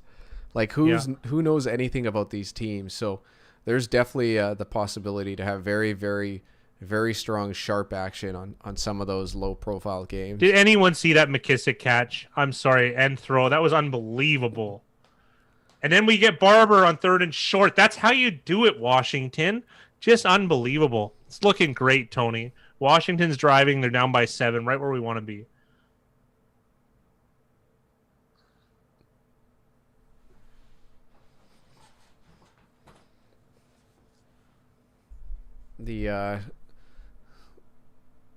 I'm going to use the Action Network numbers because I don't fully trust the Pinnacle numbers when giving. Well, they're probably accurate, Big Rye, but they're very low in comparison to the consensus. Oh, shaving points apps, that's a famous thing. There's lots of players that have done it, not even that many that have been caught. So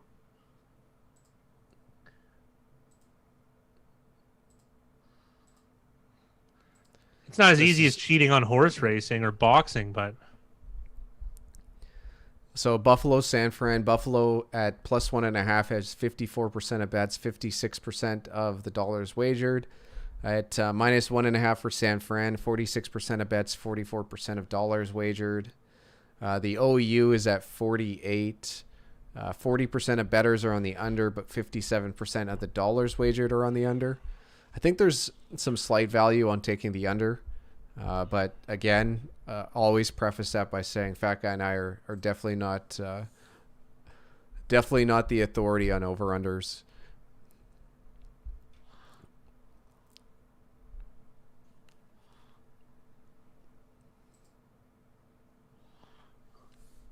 he could have came back to that.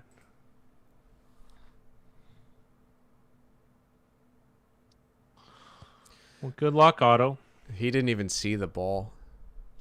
I know, but it's like that. Like that was an opportunity, though.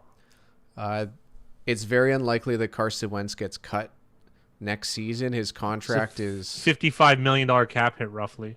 But it looked like they can get out of his contract in 2022. Tim Donaghy, Dylan.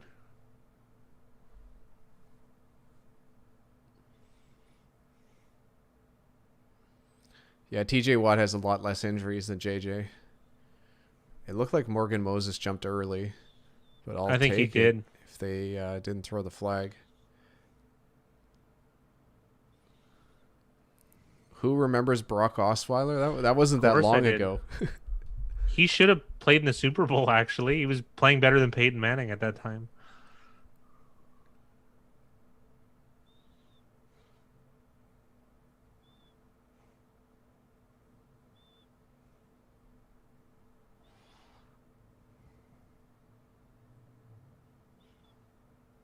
Well, I think Washington's going to get some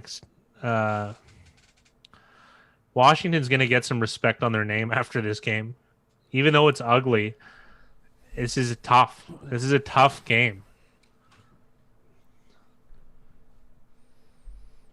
Yeah, I think the secret's going to be up with the Washington football team after this one. Nice, you took the 4 and under. I think that's looking good, right? What's he at? 25 maybe. He only has 2 receptions, I think. Oh, he's gonna get some space here, and he just goes for the first down marker, and that's fantastic. Yeah, why risk it? 14 yards for McLaurin.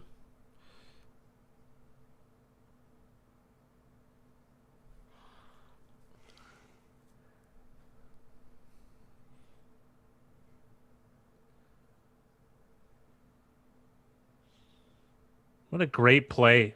I would like an inside zone run. This looks like something good happened. Touchdown. Touchdown, Washington. Next game is at 8:15. Yes. Nicky. And that all but locks up 10 points, really. Not quite. 9 minutes left. Oh, that feels good. Great job.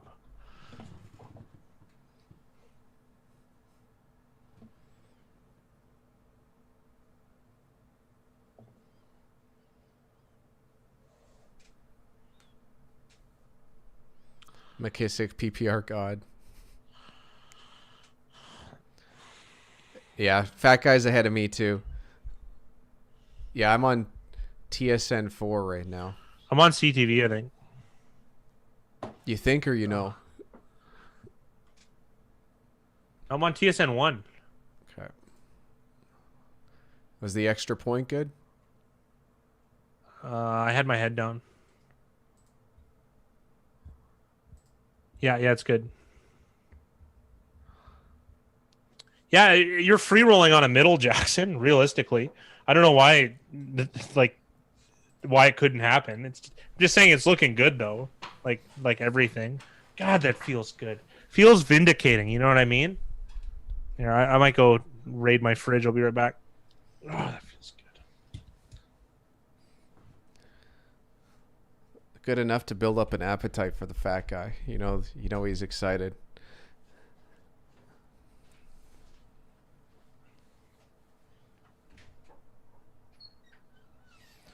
Yeah, the Steelers have been interesting on offense. Oh, that's awesome, Josh.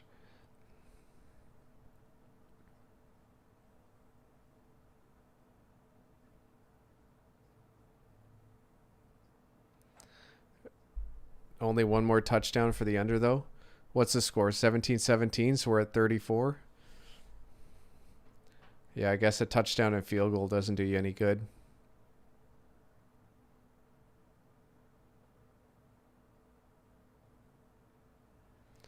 Yeah, Pittsburgh touchdown with 20 seconds left.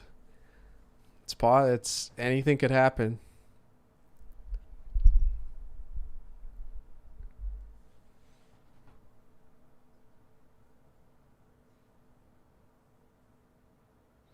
The nice part is that you guys are live.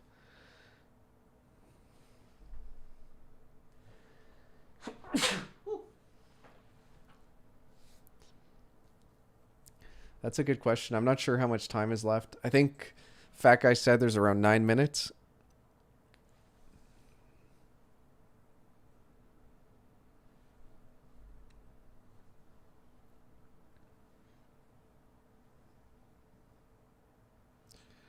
I don't think we picked Washington to win outright. We want them to win, but we definitely have Washington in the contest. I think in the contest they're 10.5.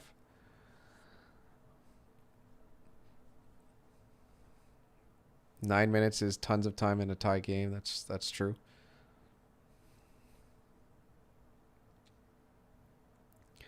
We're still looking at one or two possessions for both sides. Steelers are minus 190 on the live line. The OU is set at 40.5.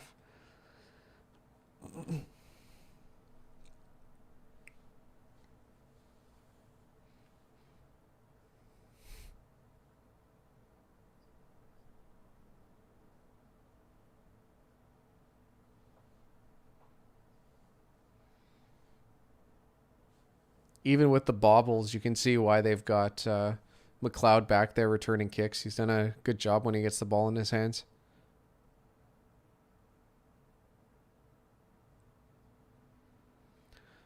Yeah, the over's still a possibility.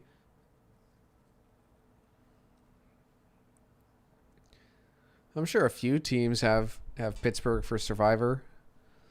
I have a feeling more people took the Vikings, though, this week than the Steelers. I'm sure a lot of people have already used the Steelers for a Survivor pick in the first 11 weeks.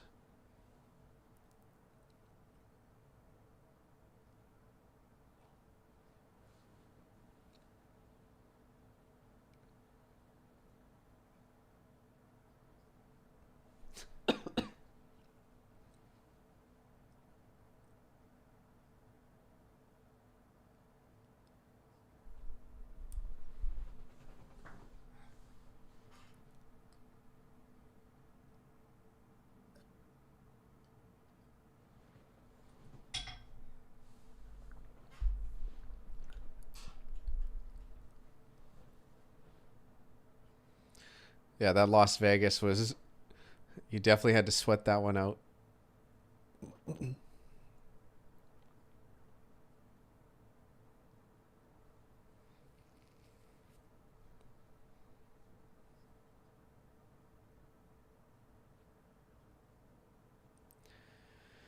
The mask rules are confusing.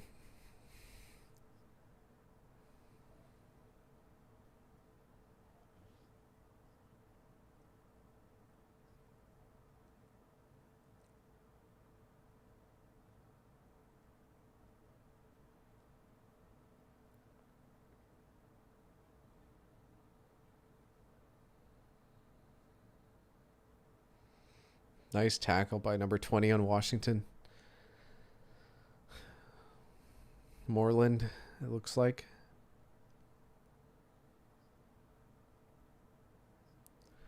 I think the Jets are 4-8. Let me quickly check.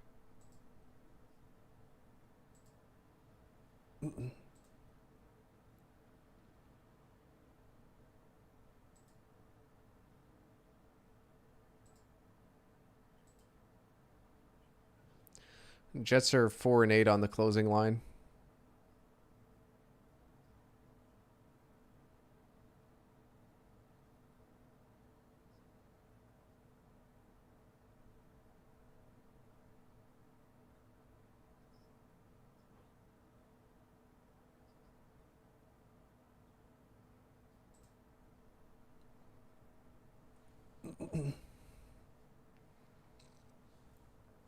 Well, I think the Jets started the season like 0-8, so they've played a lot better lately than their record shows. And plus, also untouchable. Like, think about how much more drastic the lines get for them to have to take people to bet the Jets. Key third down conversion for the Steelers.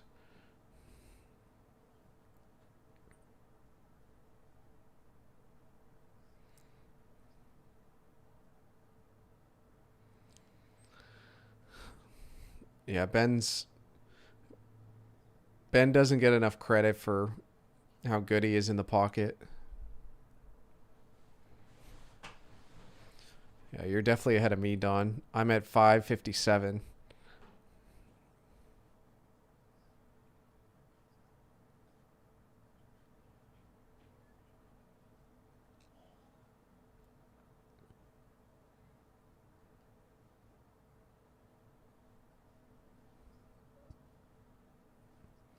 Yeah, Mickey, it's weird. I find it super strange how Pinnacle has data up about this game, and there is contrarian value on taking San Fran and taking the under, but it's not showing the same stuff on Action Network. So I don't know if I can fully trust it.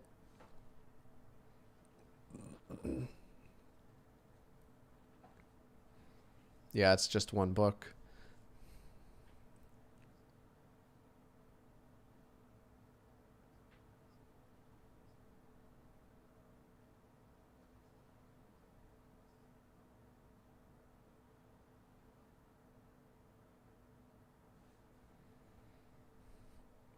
Yeah, that makes sense.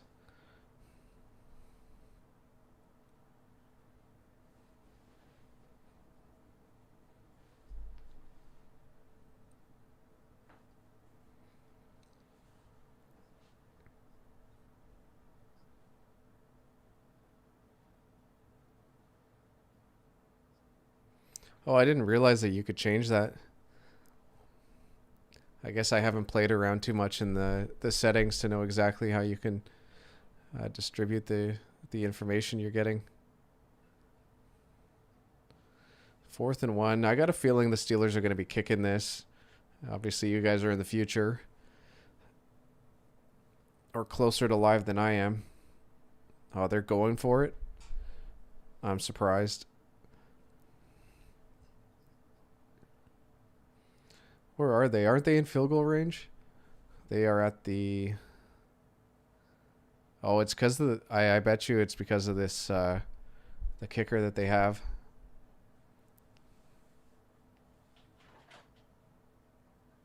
Yeah, they're at the 28.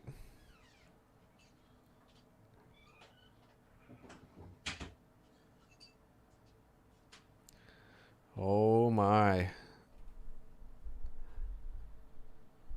I'm not going to spoil anything.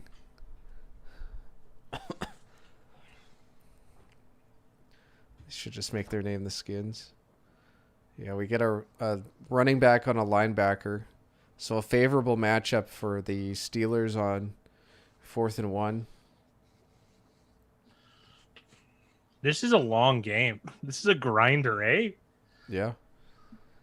Considering it started at 2, it's been 3 hours and 11 minutes of game time. You're going to like this, fat guy, but the Washington football team just got the ball back on downs, making a 4th and 1 stop on the Steelers on the Washington 28-yard line. Well, you see, Michigan, if it was Claypool, it wouldn't have been a linebacker. So it would have been Claypool against a corner. Instead, they decided to go with McFarland, who's a running back, getting a matchup on a linebacker in Bostic. Bostic isn't really meant to cover on the outside, so it was a good matchup. It's just Pittsburgh couldn't execute.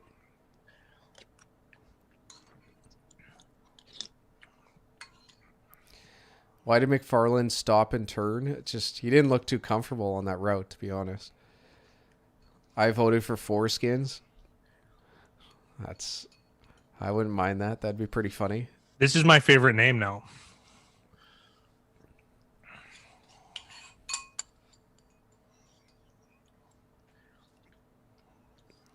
Mickey, that's also the answer to how many potato skins I can put in my mouth. How many? Well, 4 skins.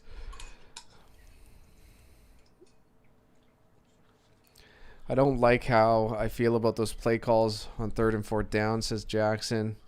The 4th down one made sense because of the matchup they had, but it's still, you're more likely to get 1 or 2 yards than you are to get 25. The Washington Manscapers, or is that too sexist? Steelers making Sherman the consolation with Jackson.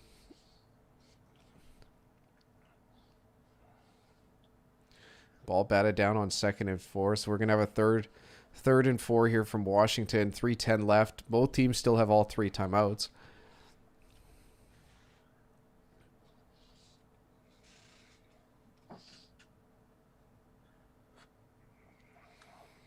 Cameron Hayward with the block, with the knockdown.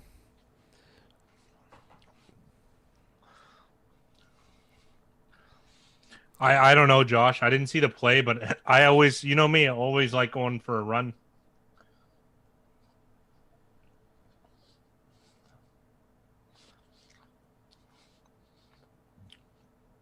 Oh, yes.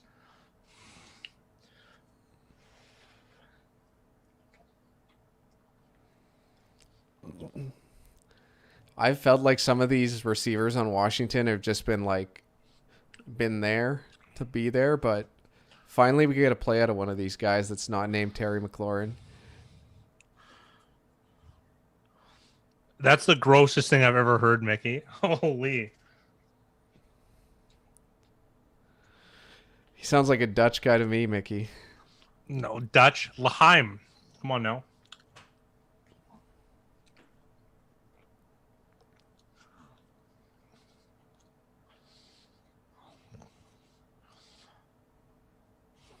So now it's a clock management game. We're going to see how these coaches decide to use their timeouts here. But Pittsburgh starts using theirs. If Washington can pick up first downs here, they could end this game with a field goal. It'd be the best thing. Field goal or overtime. It's great. Great result. That's tough, Michigan, to miss the playoffs at 6-7. Like a 3-way tie at 6-7. 30 years of foreskins, I only get a wallet.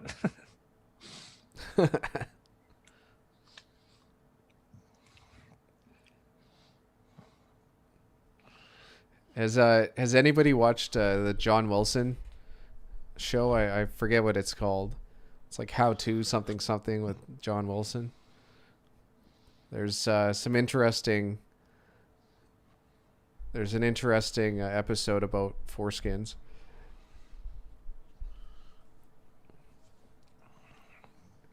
Buffalo San Fran is kicking off right now.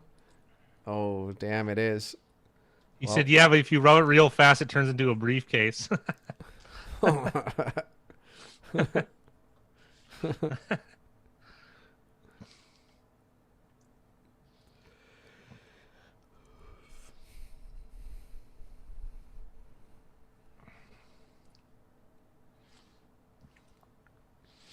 Yes.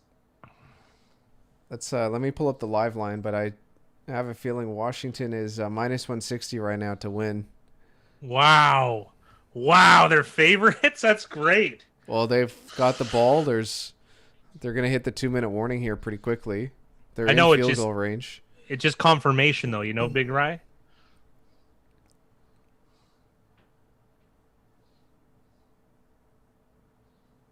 Oh, man. It's a long field goal.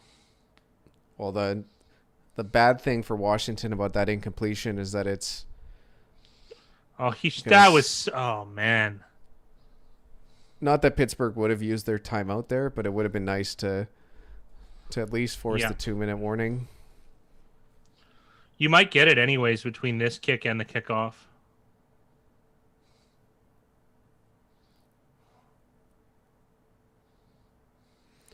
.45-yard attempt. It's not a gimme at all. No. It almost looked like Pittsburgh jumped early.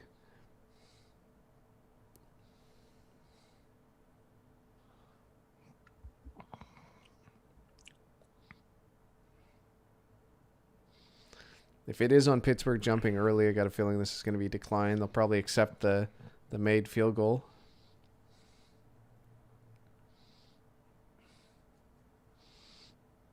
Washington football team with the lead. Unreal. Steelers are plus 101 to come back and win.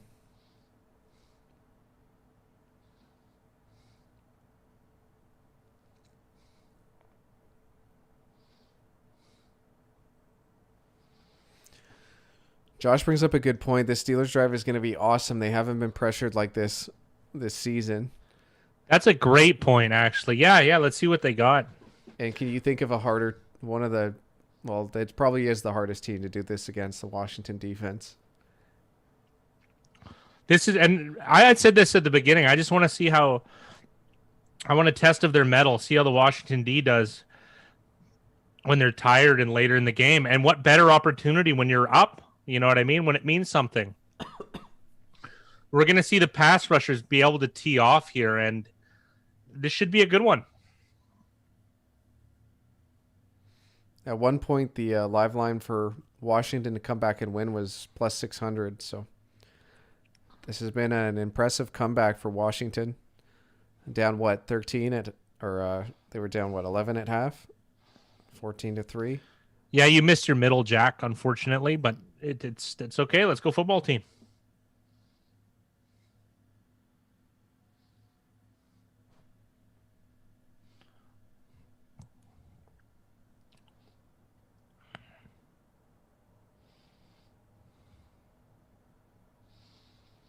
I think for a seasoned quarterback like Ben, this is plenty of time.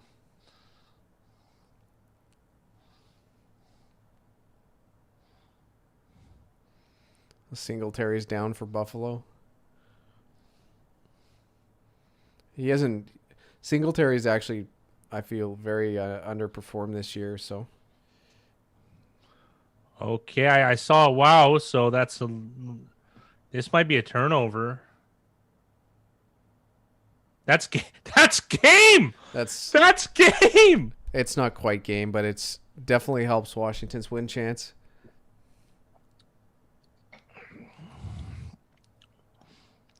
Unbelievable. Sweat with the deflection and Bostic with the interception. So the 2-minute warnings here. Pittsburgh still has one timeout, so one first down for Washington wins this game.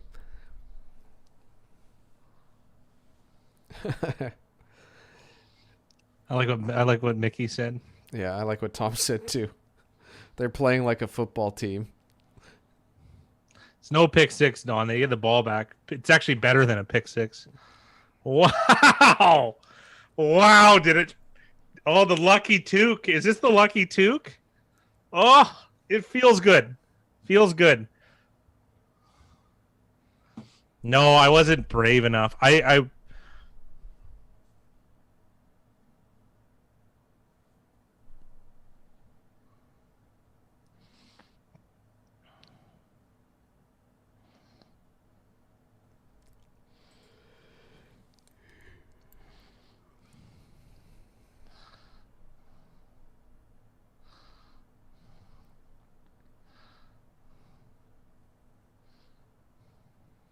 Congrats, Tom. That's pretty safe that the Washington plus 8.5 should hit.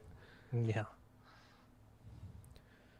It might be good for Pittsburgh. The one thing though is that if they lose home field advantage in the playoffs or they miss that bye, like it really does hurt your That's Super Bowl what chances. matters. So I know both of them in Kansas City will be 11-1. I'm not sure who has the tiebreaker or who has the lead, but there's still so many games to play that. It would be I think Pittsburgh has it because it's your division, then your conference, isn't it? And Chiefs lost to the Raiders.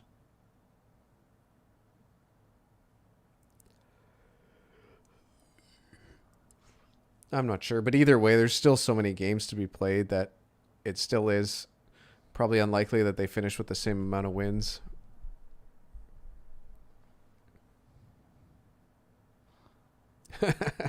Pickles on pizza? What?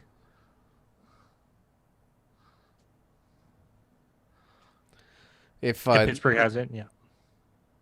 Washington winning this game is going to do a lot for Alex Smith, even though he pretty much had it locked up, but this is going to even solidify it even more for comeback player of the year.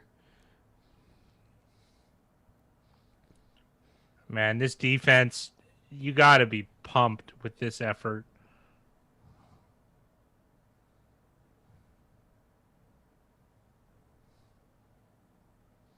Really going for that ball, TJ Watt.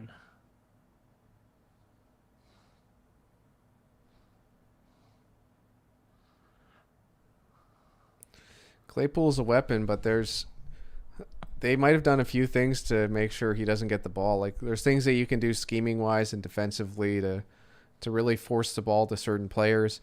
It seems like they were really trying to get it seems like the matchups they were trying to force for Pittsburgh was Eric Ebron, and Eric Ebron played like trash today.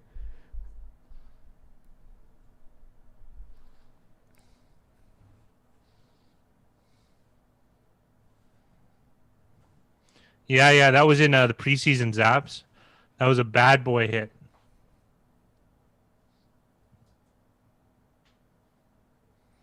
Yeah, that preseason hit from Bostic was crazy. He also knocked Andy Dalton out for 2 games? Yeah.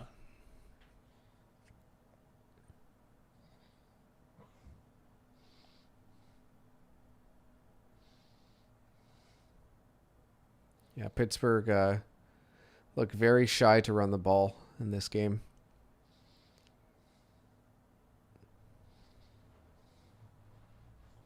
So was Washington too, to be honest. It's been an air game for both sides.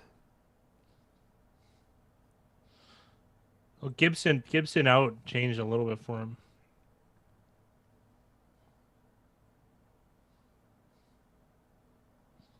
Stay in bounds. Okay, yeah, that's all that matters.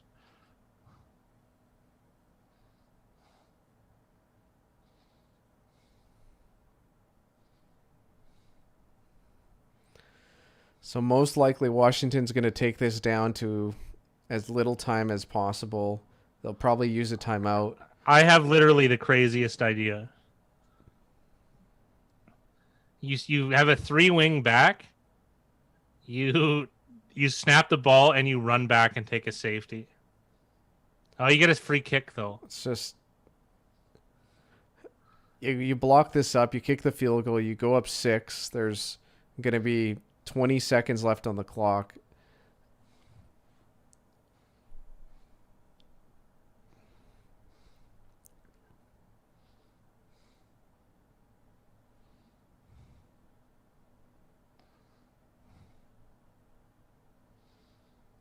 Oh, this is so awesome. I don't because you're going to give up all that time. It takes a ton of time off, and they're never going to inspect it. Never. You just get one of your fastest guys to just literally run through the back of the end zone with the ball. You get Terry McLaurin. That's a guy would have it too. There's so much that can go wrong. Maybe if there was 8 seconds left, but not 20 seconds. Not 20, yeah. I don't know. That's the best idea I could come up with. I like thinking of weird stuff like this.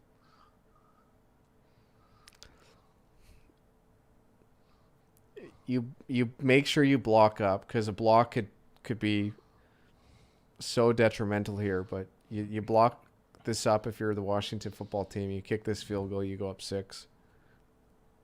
Okay, this looks like he made Hopkins goated. He's had a good game today. And that looks pure to me. Woo!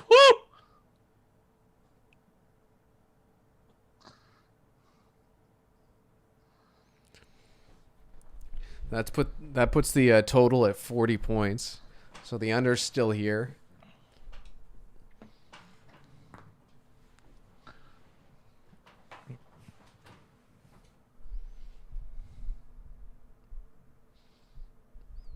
Yeah, I noticed that before the game that more than 3.5 field goals was plus money. So congrats, Ryan.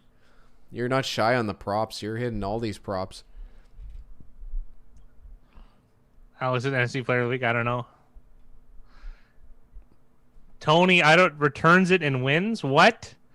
Don't put that omen on me.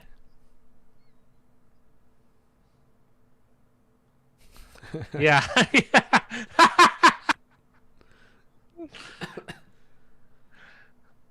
Washington is now it's funny though. minus 2,000 to win. Steelers are plus 13-14. No zero blitz for Washington. Yeah, I don't think so. Dude, the Giants pull it off last night.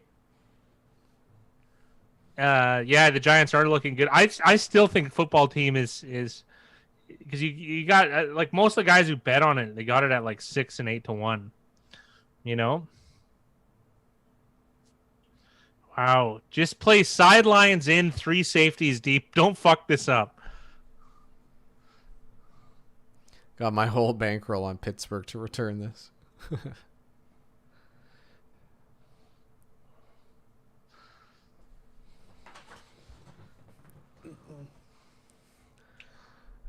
Where's Greg Williams when you need him?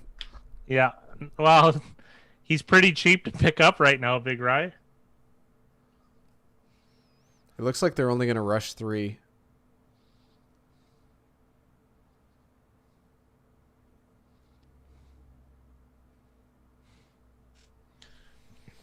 Really, Pittsburgh's hoping for a PI call here. Yeah. Even if they let Claypool make that catch and tackle him in bounds, this game's probably done. Yeah. You guys going to give us multiples tonight? Where's Ace Ventura? I don't know. Something must be wrong. I must be tired. That's it. That's game. Yes. I love games like this. Not only does the Washington football team cover, they win outright. Outright. They win by 6. There's not going to be an undefeated team. I feel so unsatisfied. It's the first time Washington's beat Pittsburgh since 1991.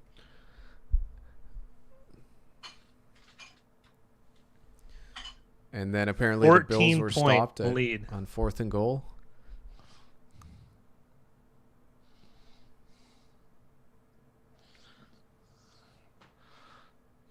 No, the Niners stopped, I think. Dolphins popped the cork right on. Up 1 unit, that works. Nothing wrong with that. Yeah, congratulations Right on. everybody on Washington.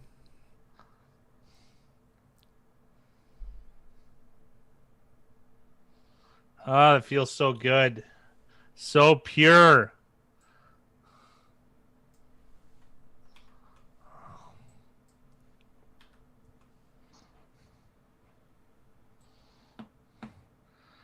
You know what sucks about this is I'm realizing I have to bet against Washington for a lot of the rest of the year. Yeah, or just no bets at all, which is probably what's going to happen. Oh, that's so awesome.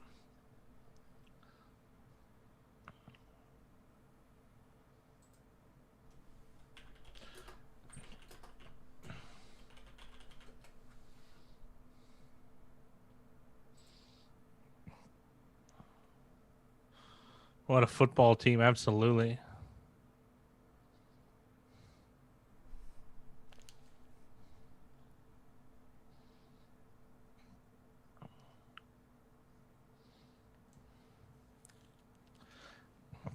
Cheers, Dylan. That's very good.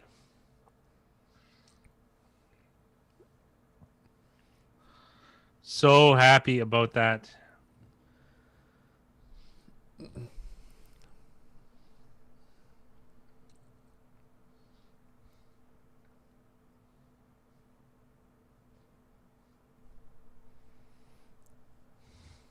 Oh my. And this San Fran game was 3rd and 7. It looked like a pass breakup. The teams were already running on the field like special teams, and the flag came out incredibly late. Oh, man.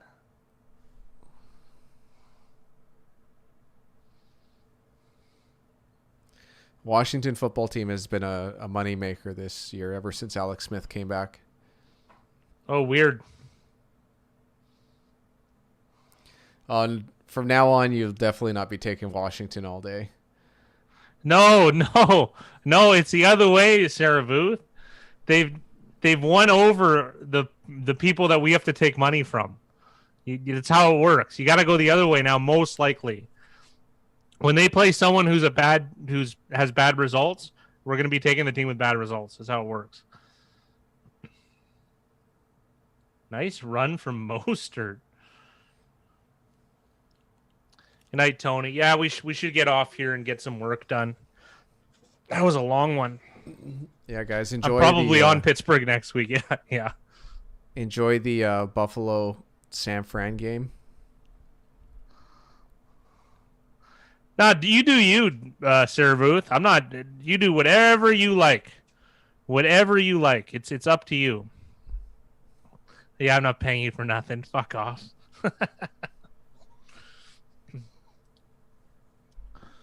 Yeah, see you on the Discord. Yeah, guys, have a good night. Have fun watching this game, and we'll have the picks video out tomorrow morning. So make sure you guys check that out. Oh, that's so vindicating. And we'll also be we're gonna be live for tomorrow's game on Tuesday. We will catch you all later.